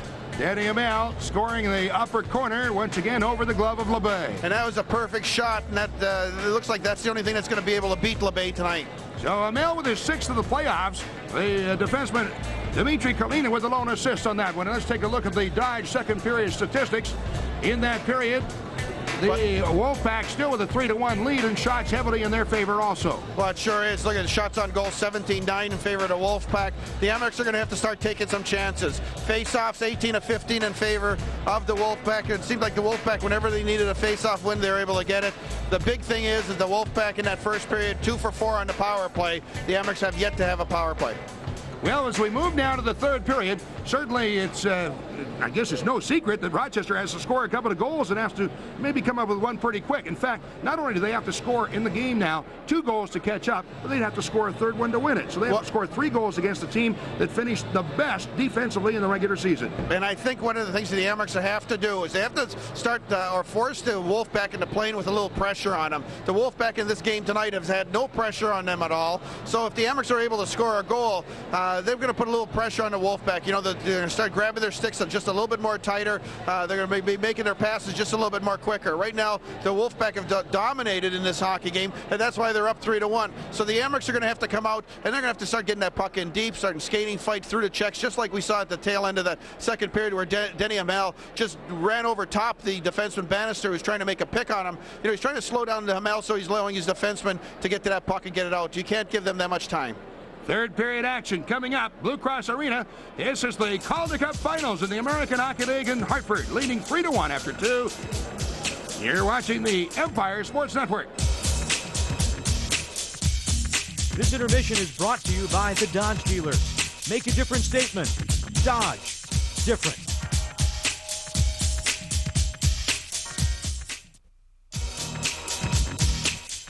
This period of the Calder Cup Finals is brought to you by Krista Construction. Krista Construction, customer satisfaction through quality service and value. At the Blue Cross Arena tonight, Hartford trying to do something that has happened only one time previously in the history of the Rochester Americans franchise, and that's to come into this building and skate away with the Calder Cup. It happened one time before, and that by the Maine Mariners back in the 60s. Other times than that, the Amerks have lost in the finals have all been in the other team's building, so it hasn't happened very often. And Rochester doing its best here to try and avoid that situation here tonight. This is brought off ice down by Hamel, hooked down by Gano, and no call. Puck bounced up in the stands and out of play, so again, no call, and already the fans are very displeased with the referee, Brad Meyer, here tonight. Well, Denny Hamel does what he wants to do with the puck. It makes a nice play to give his defenseman an out of his zone. Defenseman behind the net. He makes a clearing pass to Hamel. Hamel's skating.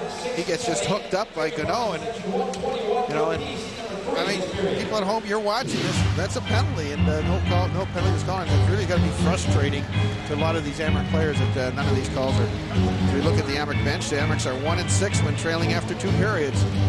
And they've had a terrible record all year long when they're trailing after 2 periods. 1 win, 21 losses, 4 ties during the regular season. So they've done it twice all year, once in the regular season, once in the playoffs, coming from behind in the 3rd period to win a game. So past history would say then that Hartford has the edge, and certainly they're playing like they have the edge, as John talked about during the intermission, certainly playing with a lot of confidence at this point, as they well should be. Here's Sapola over the line. Stops, looking for someone to feed it to, throws it toward the net, scooped up by LeBay, and he'll hold on for the face-off. Jacob LeBay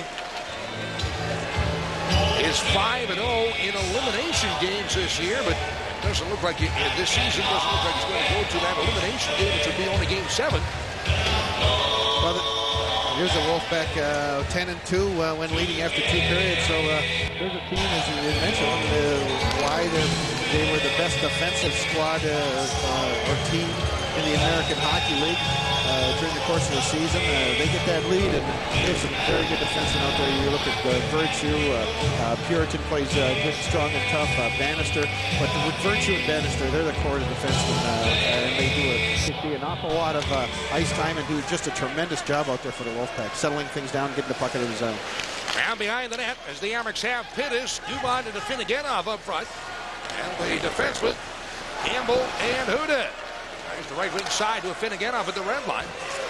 He'll wheel it up the right wing and in over the line. Pittis, but lost it off his stick, and it's taken right back by the WolfPack. Straight up ice by Hartford. Lead to Hall on the right wing side, shoots it in behind the Amerks net. Dornan stops it there for Huda. Rounded out the right side. Pass back on the left wing boards to Dumont. Over the red line, giving it off down to AFINOGENOV, breaking in, takes a shot, a riser into the chest of LeBay, who has it and holds on for the face-off. A minute 21 played so far in the 3rd period, and Hartford continuing to lead 3-1. And that's what the Amerks want to do, get some shots towards the goal, and AFINOGENOV, you know, get him moving. As we see AFINOGENOV getting return pass from LeBay, coming down on one-on-one. Nice job breaking down the wing and letting that quick shot go. That it's a riser that catches LeBay in the chest, and he holds on. But you know, you want to take a shot from Gordon. You do 2 things there. First of all, you set the goalie up for the next shot, maybe a low shot, and you also set the defenseman up, where the defenseman will think that AFINOGENOV coming down the left wing boards will maybe take a slap shot, and they'll give AFINOGENOV a step or 2 to maybe go around him.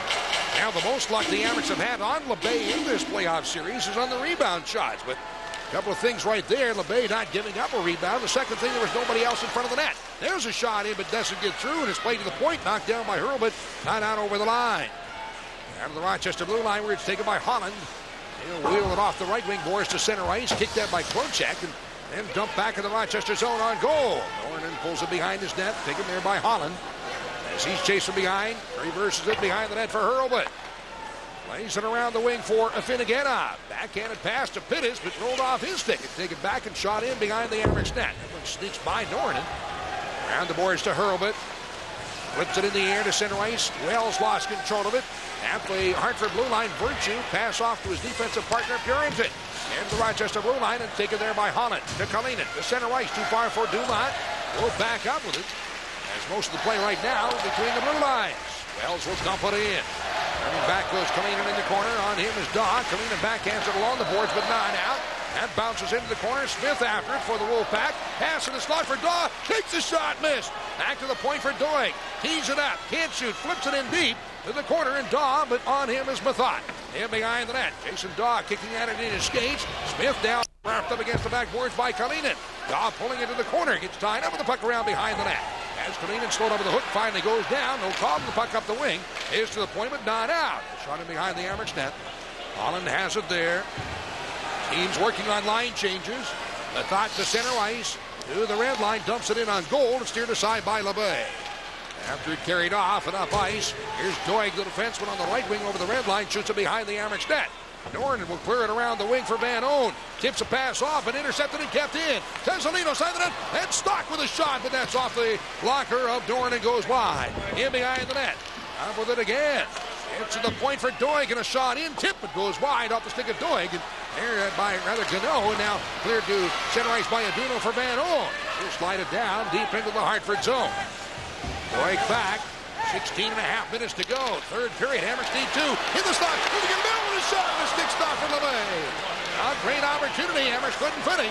Behind the net. Hamel. It bounced over his stick. And it's carried off by Stock. Puts it off the boards to center ice. Grandpierre back at his own blue line. To Campbell. In front of the net to Grandpierre. Up the wing this time. On the right wing side for Murphy. Over the line. Tried to pass in front, but deflected away. And carried off and off ice by Vital. Then he's bumped off the puck by Huda. Amerks take it back. Hurlbut to the blue line. Sapola turning after it again. Out in front of his net.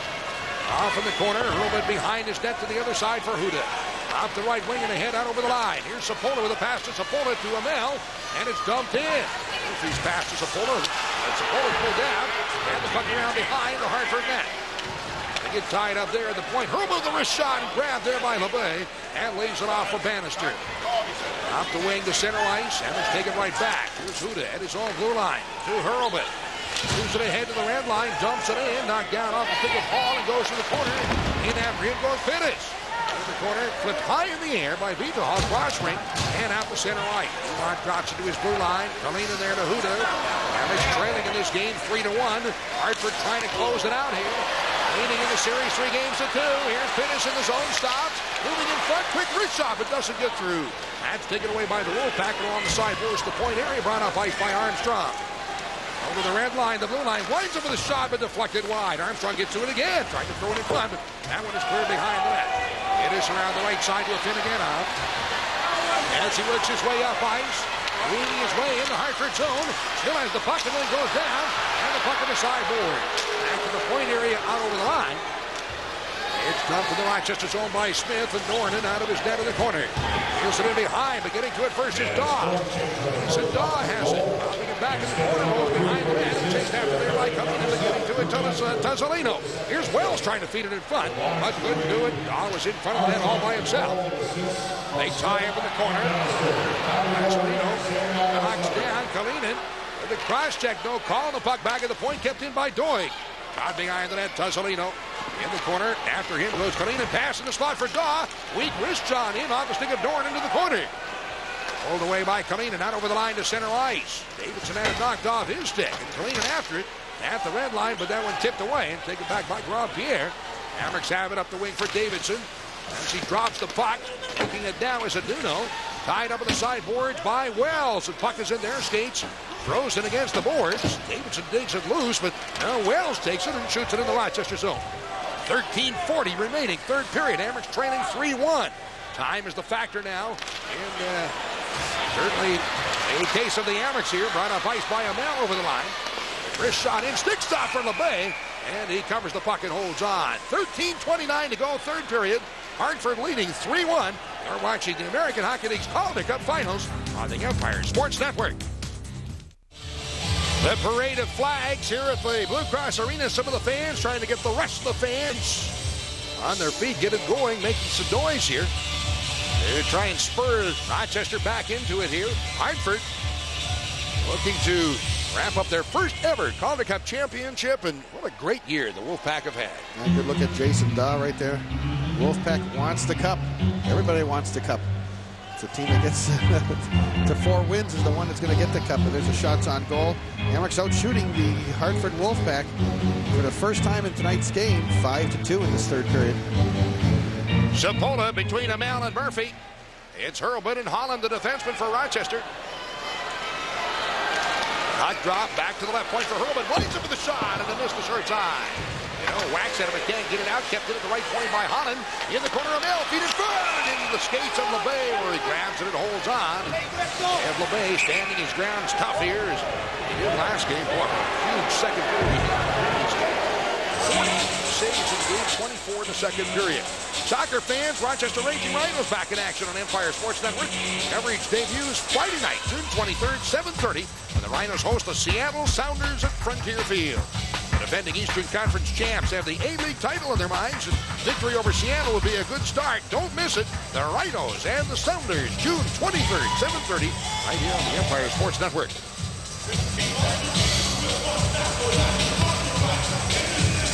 Rochester player bench. Watching on for the face-off. To the left of LeBay. It's a polo between Amel and Murphy. Puck rolls to the corner. And for the WolfPack, up front, Stock with Gano and Daw. And the sideboards back to the point, kept in and dumped around behind the net by Holland. And the other side, Bannister for the WolfPack. Can't get it out, blocked by Amel and behind the net. Cleared by Hall around the boards. Got it down ice. Tackle the Amerks. Should be an icing call. Hurlbut is there. There's the whistle. 12:56 to go in the third period in a 3-1 Hartford lead. And the WolfPack are going to do that all night long with that 2-goal lead. They want to make sure that they get the puck out of the zone. They're not going to take any chances. The Amerks now have to capitalize on maybe the WolfPack going into a shell. As Coach John Paddock, he's telling his club what they should be doing out there. And hey, guys, there's a lot of time left. We can't be going into the shell right now. John Paddock looking to become the first AHL coach to win Calder Cups with 3 different teams. Hershey in 84, Maine in 88. Coach also, by the way, won 2 Calder Cups as a player with Maine in 1978 and 79. He and assistant coach Mike Busniak. Mike Busniak is going for his 5th Calder Cup, right? 6th. 6th Calder Cup. Actually, Busniak is the only player in AHL history to win 4 straight Calder Cups. Nova Scotia 76 and 77, Maine 78 and 79, and then we won a 5th one with Maine in 84, so it'll be his 6th Calder Cup. That's a pretty good track record. Cleared all the way down ice, back for it. In his own zone goes Campbell. To Huda, right back to Brian Campbell. And to Huda as they play catch in their own end of the ring. Huda to Campbell once again. Down over the line to center ice for Dumont. Sends it the rest of the way down. In the corner, picked up. Run around behind his net by Virtue to the other side. And nobody there as Huda had moved away from the wall. And the puck is out to center ice. Campbell to Huda. Feeds it ahead this time to Pittis. Turning it off ice, but too far ahead. Unable to reach it to Finnegan. Back in the blue line, and Campbell spins it all the way down on goal. LeBay will sweep it aside for Virtue. And the WolfPack with the puck out of center ice, but that one's popped up in the air into the player bench and out of play. 12 minutes to go in the third period. Hartford with a 3-1 lead. Watching the Calder Cup Finals on the Empire Sports Network.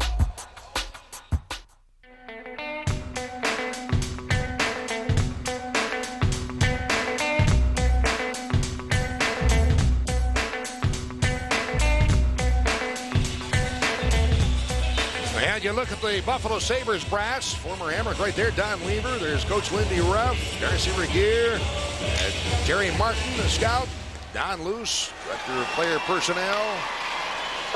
All of the folks are here. Larry Carrier was also there, as the parent club for the Rochester Americans, the Buffalo Sabres. This one shot all the way down, back after it. In behind his net, taken by Grandpierre. Off of the wing for Duno to center ice for Sapola. As he enters the Hartford zone, stops and tried to feed it through, but deflected away. Out over the line to center ice. After it Wells, and he's slammed up to the sideboards by Grandpierre. Tip loose. Oh, it's in the zone, offside. Whistle stopping play. Buffalo, the parent team of the Rochester Americans, the New York Rangers, the parent club of the Hartford Wolf Pack. Now we take it, had seen Wells on the screen hunched over after that hard check by, watch this check by Jean-Luc Grandpierre. He just crunches him, and Wells, as you mentioned, Don, 6'5". He's got to be 230 pounds, and it looks like he's favoring that left shoulder of his. Actually lists him at 6'6". He's a big man. He sure is. Maybe you should put a monitor down by the Amherst bench with all the Sabre brass there and saying, hey guys, these guys are watching this game very. You talk about a team that's got to make some decisions coming up with the expansion draft coming up. You look at the Hartford bench, they look like there's Wells being talked to by the trainer. Out in front of his net, Hurlbut up the right side to Afinogenov. Tips it to Dominic Pittis, who crosses the red line and shoots it in. Behind the WolfPack net, cleared around on the wing to the point, kept in. Hurlbut with a shot. That doesn't get through, and it's pulled out over the line to center ice by the WolfPack. After Pittis trying to knock it loose, but taken by Vitahall, and shot in by Jernander around behind the Amherst net all the way to the other side. Armstrong tying up there along with Holland, and Pittis digs it out of the corner. And to bring it through in front. Pittis wheeling his way and a pass on the left wing side to center ice. Hurlbut feeds it ahead from Afinogenov. Enters his own, takes a shot, trying to move through in front, slips it there, goal, but that one dribbled wide to the corner. Pittis after it. Backhands it in the backboards, and Afinogenov to the point for Holland. Shot in, but whistled wide to the net. To the point, kept in by Hurlbut this time.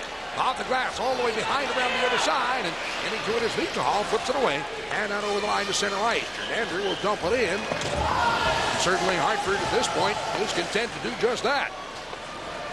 Right away, Hurlbut. Holland drops it off, and down to center ice for Mathod, who shoots it in. LeBay stops it behind his net. Davidson chasing in for it for Rochester, and into half out hours Mathod. They tie him in the corner. Puck pulled along the boards, and now brought away by Tuzzolino. Gets it out over the line, and the pass off to Stock, who dumps it in the Amherst zone.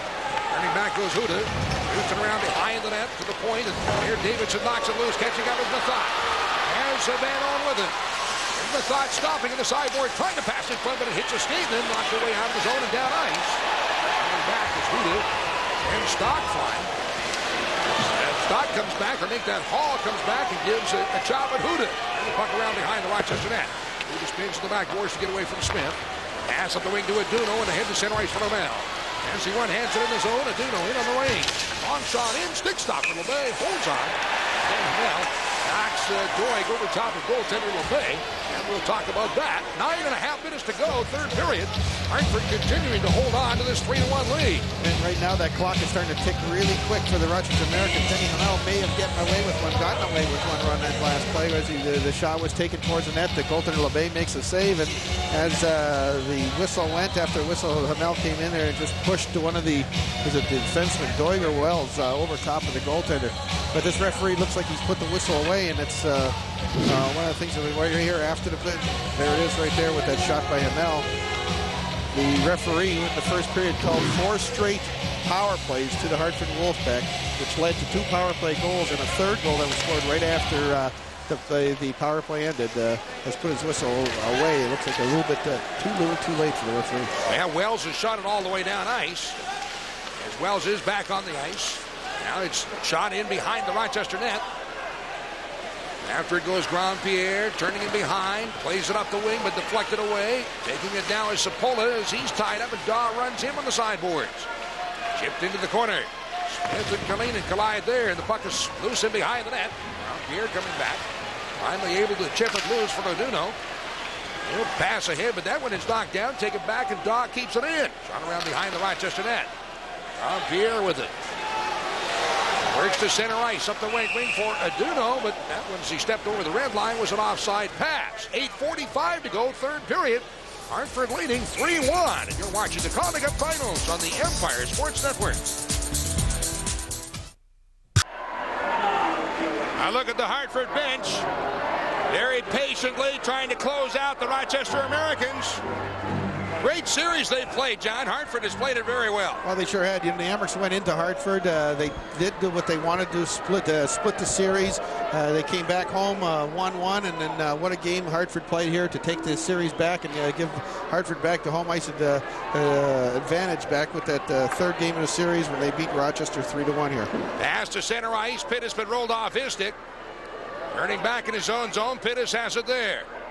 In front of his net. Campbell on the right side. Headman's but too far for AFINOGENOV. Shot back in the zone again. And this time whistled down offside. 8:27 to go, third period. Hartford with a 3-1 lead as you look at Doug Huda, the former Hartford Whaler, by the way.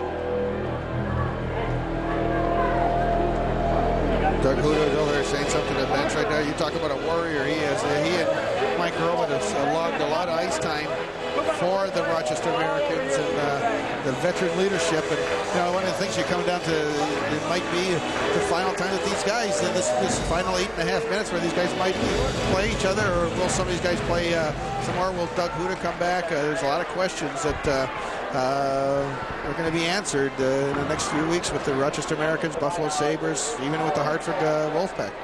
Pass up the wing for Dumont. Enters his own, winds over the shot, and a stick stop from LeBay. Cleared off at the point, kept in by Huda again. In the corner, pass away by Klocek over the line. Campbell to Huda, but Armstrong fans on it, spins around, now gets it and shoots it in behind the Amerks net. Back goes Campbell, spins around to get away from Vitahall.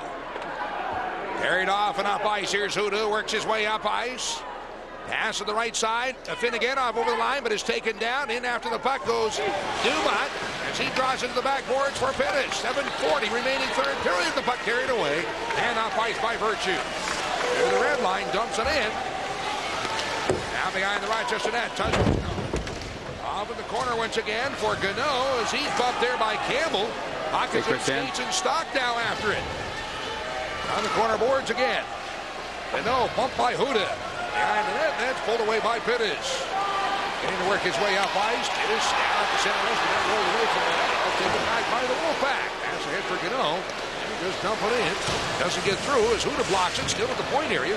Now shot around behind the Rochester net and back for it. Go the Amerks. Earlman from behind his net, 7 minutes remaining in the third. Off the wing to center ice. Opponent, the red line, over the blue line. Into the right wing side. Stop, pitch a shot, close stop for LeBay. Holds on to the face-off, some pushing going on in front of the net. 6:52 to go. And the Amerks needing 2. Now the WolfPack trying to hold off here.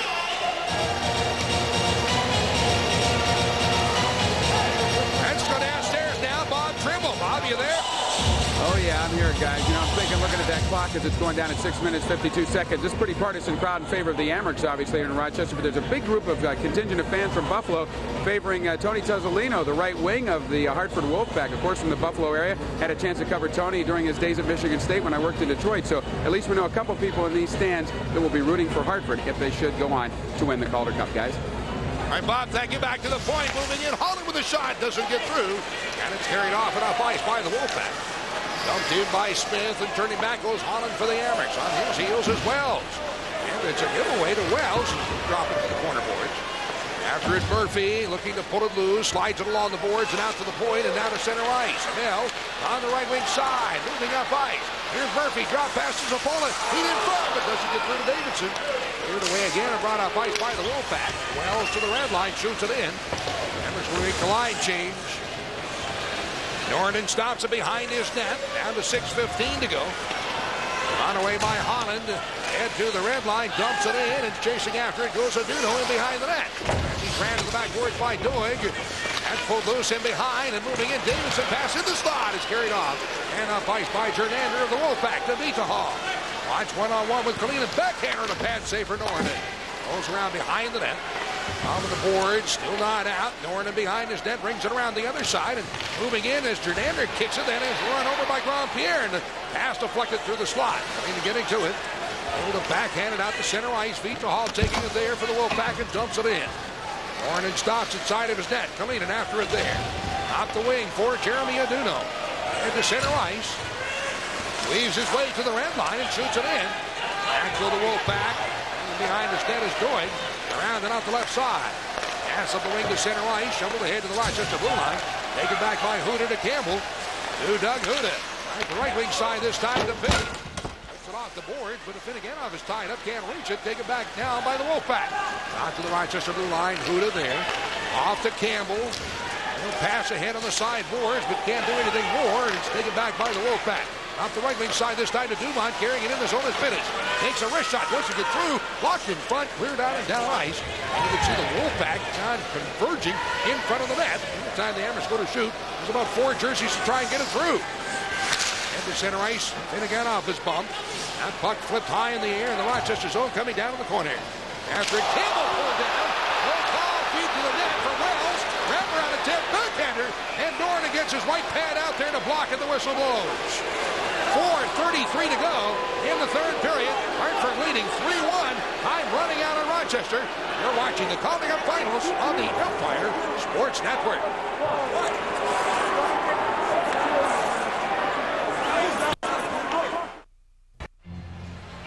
Well, Brian Campbell, who was pulled down moments ago, and a long discussion with Brad Meyer, but of course got nowhere.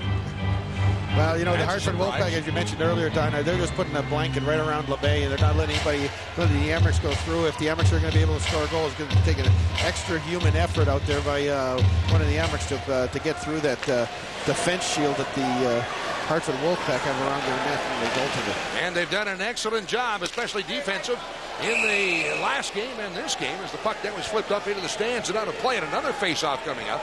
And of course, again, remember, Hartford allowing the opposition only 198 goals against all season long, and a great defensive effort from start to finish. That sure is, and it's carried over into the playoffs. And here's a team that this Hartford WolfPack team, Don, they were down 3-1 in games, with the fifth game going back to Providence. For, you know, it looked like maybe they're going to get knocked out. They came back and they won the next 3 games. And there's a team that was down and out, and they've showed a lot of character. And they've played with a lot of discipline and character in this year's Calder Cup games. Holland to Hurlbut.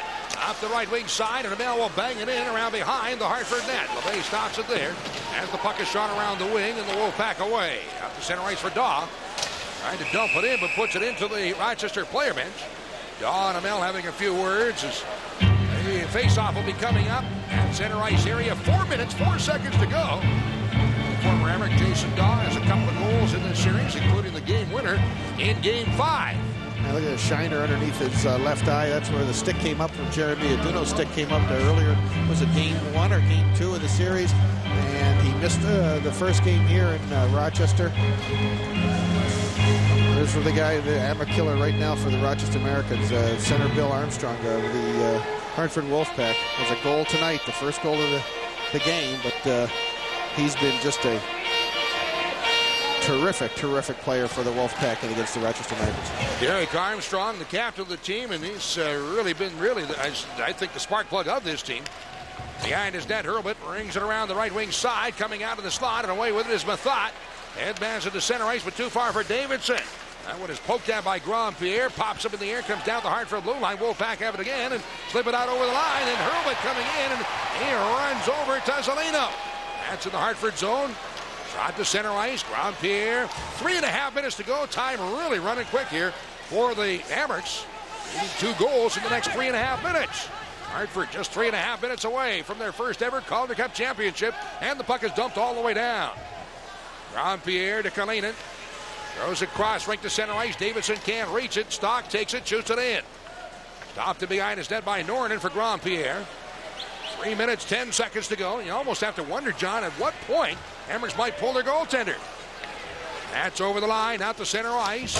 Shot in, around behind the net. Norton stops it there, and back for it goes Kalinin.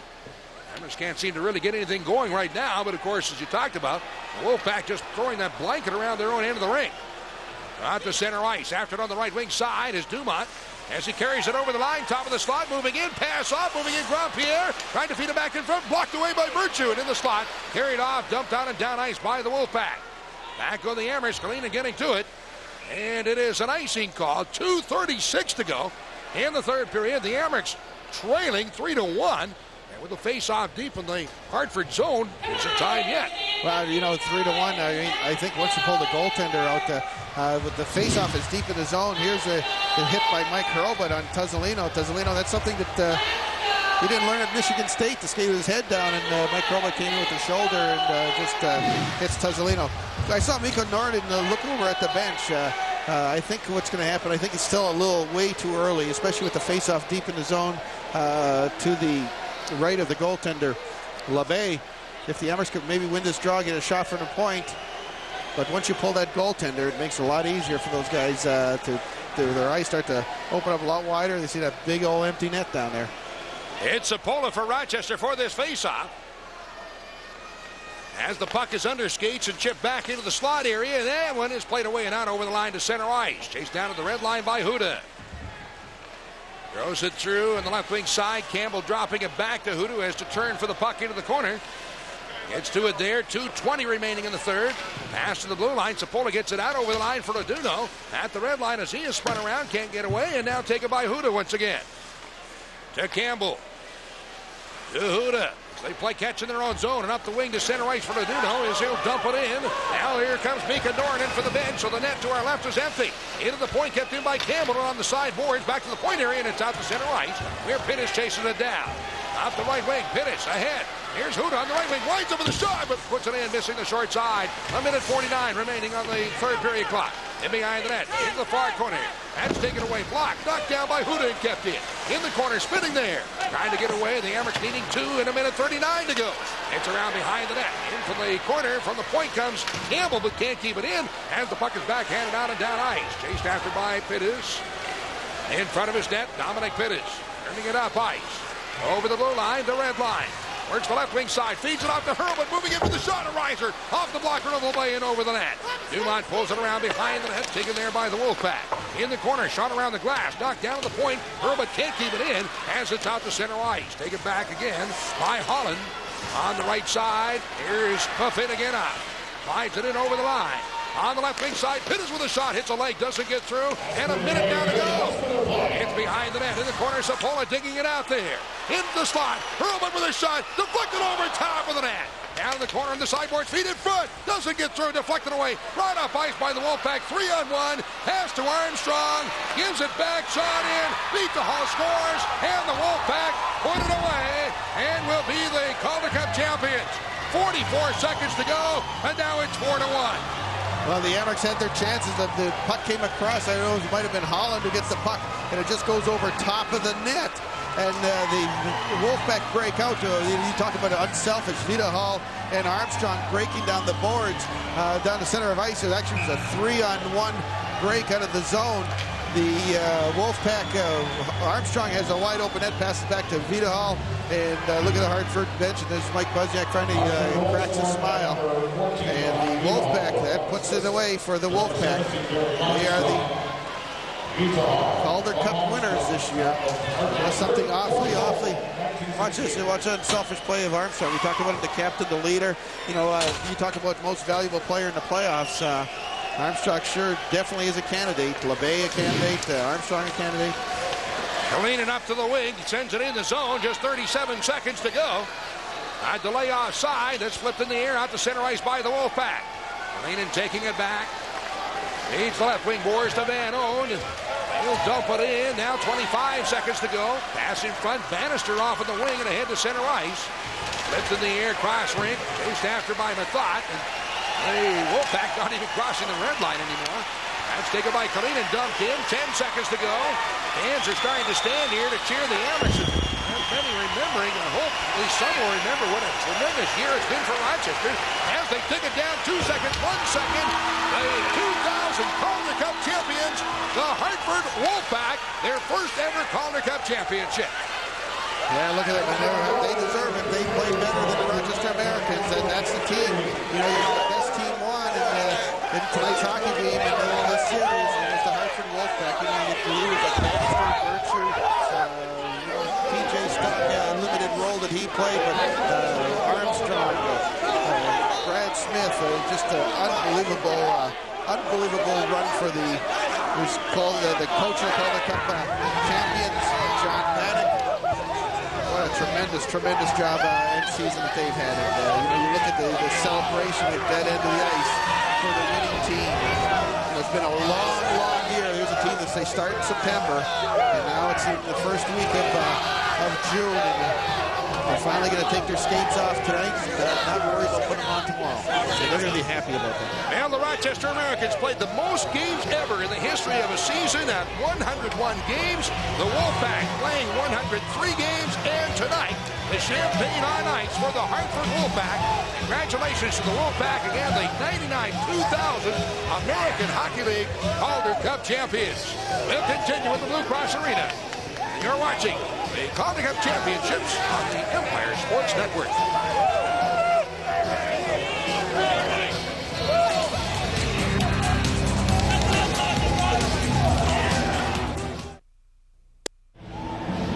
The tradition in the game of hockey here at center ice, the team shaking hands and congratulating the Hartford WolfPack tonight for the American Hockey League Championship. As the WolfPack win in 6 games, 4-2. It's the first ever Hartford championship. You see the championship t-shirt right there, which belongs to the Wolfpacks. The players are wearing their championship hats, and the trophy will be presented here momentarily as the coaches, Brian McCutcheon and John Paddock, meet at center ice. And great job by Paddock, but what a tremendous job this year by Brian McCutcheon with all the injuries, 4 season-ending injuries. A defenseman traded away, a couple of players lost to the Sabres for the year, loss after loss after loss of personnel all season long, and the Amherst having such a great year to go to the finals. Let's check downstairs now with Bob Trimble. Bob? Thanks very much. Yeah, they're going to hold the cup up for just a second. Derek Armstrong, alternate captain for this Hartford WolfPack team. Congratulations, Calder Cup champs 2000. Hey, thank you very much. It's been a long road. There's a lot of guys that deserve it. Ken Jernander had a long way. Our goaltender was great. Our training staff, our coaching staff, and you can't ask too much more about the players. You know, it's just we come from a long ways. It's been a great heart. And I just like to thank my family, my wife, my dad, my mom, my sister, my son. It's been great, and Calder Cup champs. What more can you say? Glad I'm here tonight. Go enjoy yourself with the cup. Thank you very much. Take care. All right, Derek Armstrong, the new AHL Calder Cup champion, Hartford WolfPack. Back upstairs to you guys. All right, Bob, and there's the Calder Cup on the table. The president of the American Hockey League, Dave Andrews, at center ice. Do they want somebody else? Calling out Jack Butterfield to present the Butterfield Trophy for the most valuable player.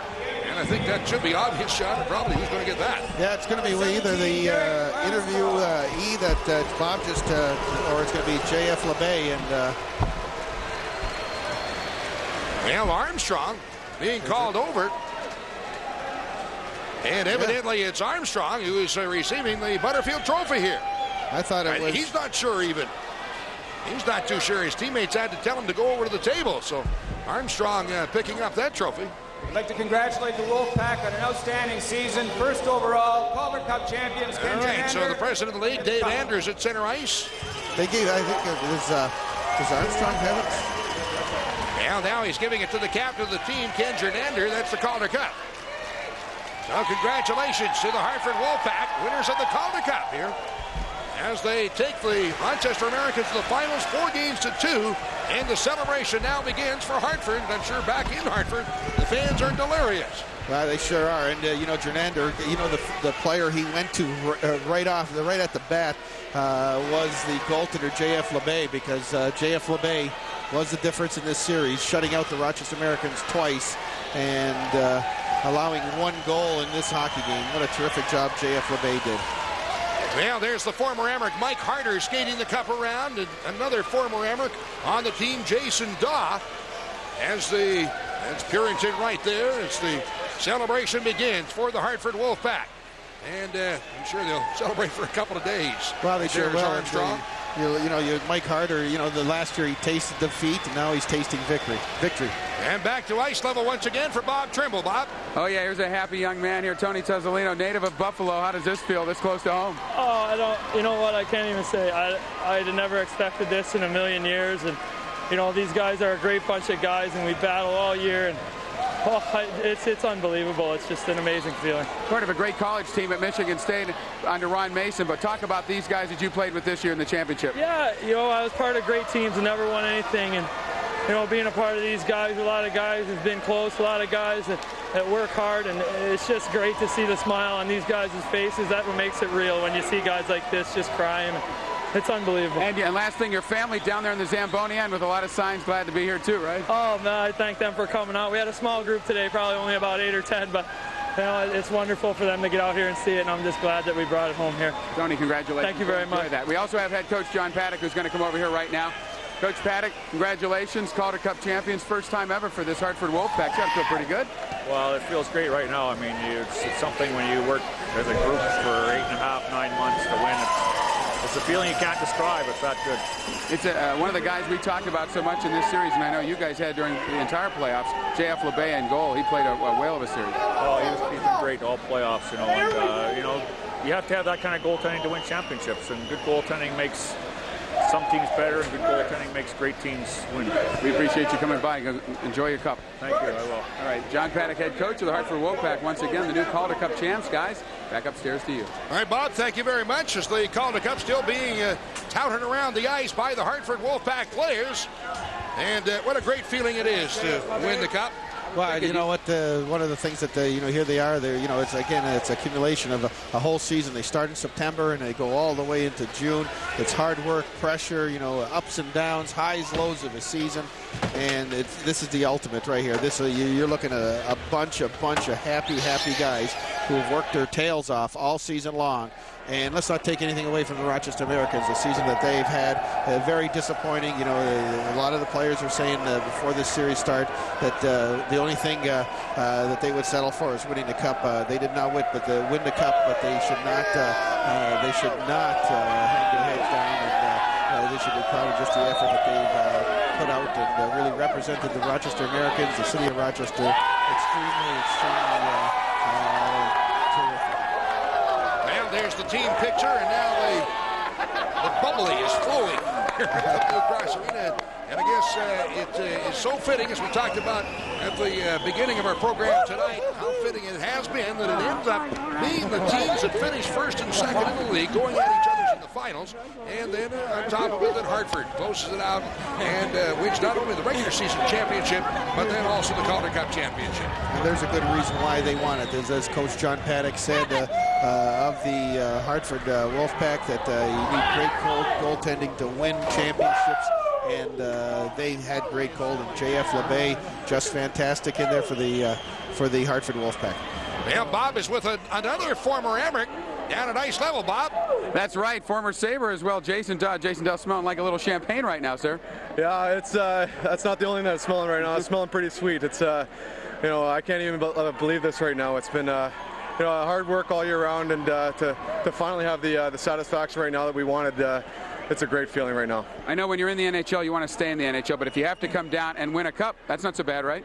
No, I mean, it's been a long time, a lot of, you know, frustration personally for me in the last year and a half or so, but you know, this makes a lot of it making up right here. It's a great feeling. Congratulations. Thanks very much. All right. We also have, I think we're going to have in a second, is goaltender J.F. LeBay, who's having a lot of fun. This guy was really one of the great players in this series. J.F., congratulations on your Calder Cup championship. Thank you very much.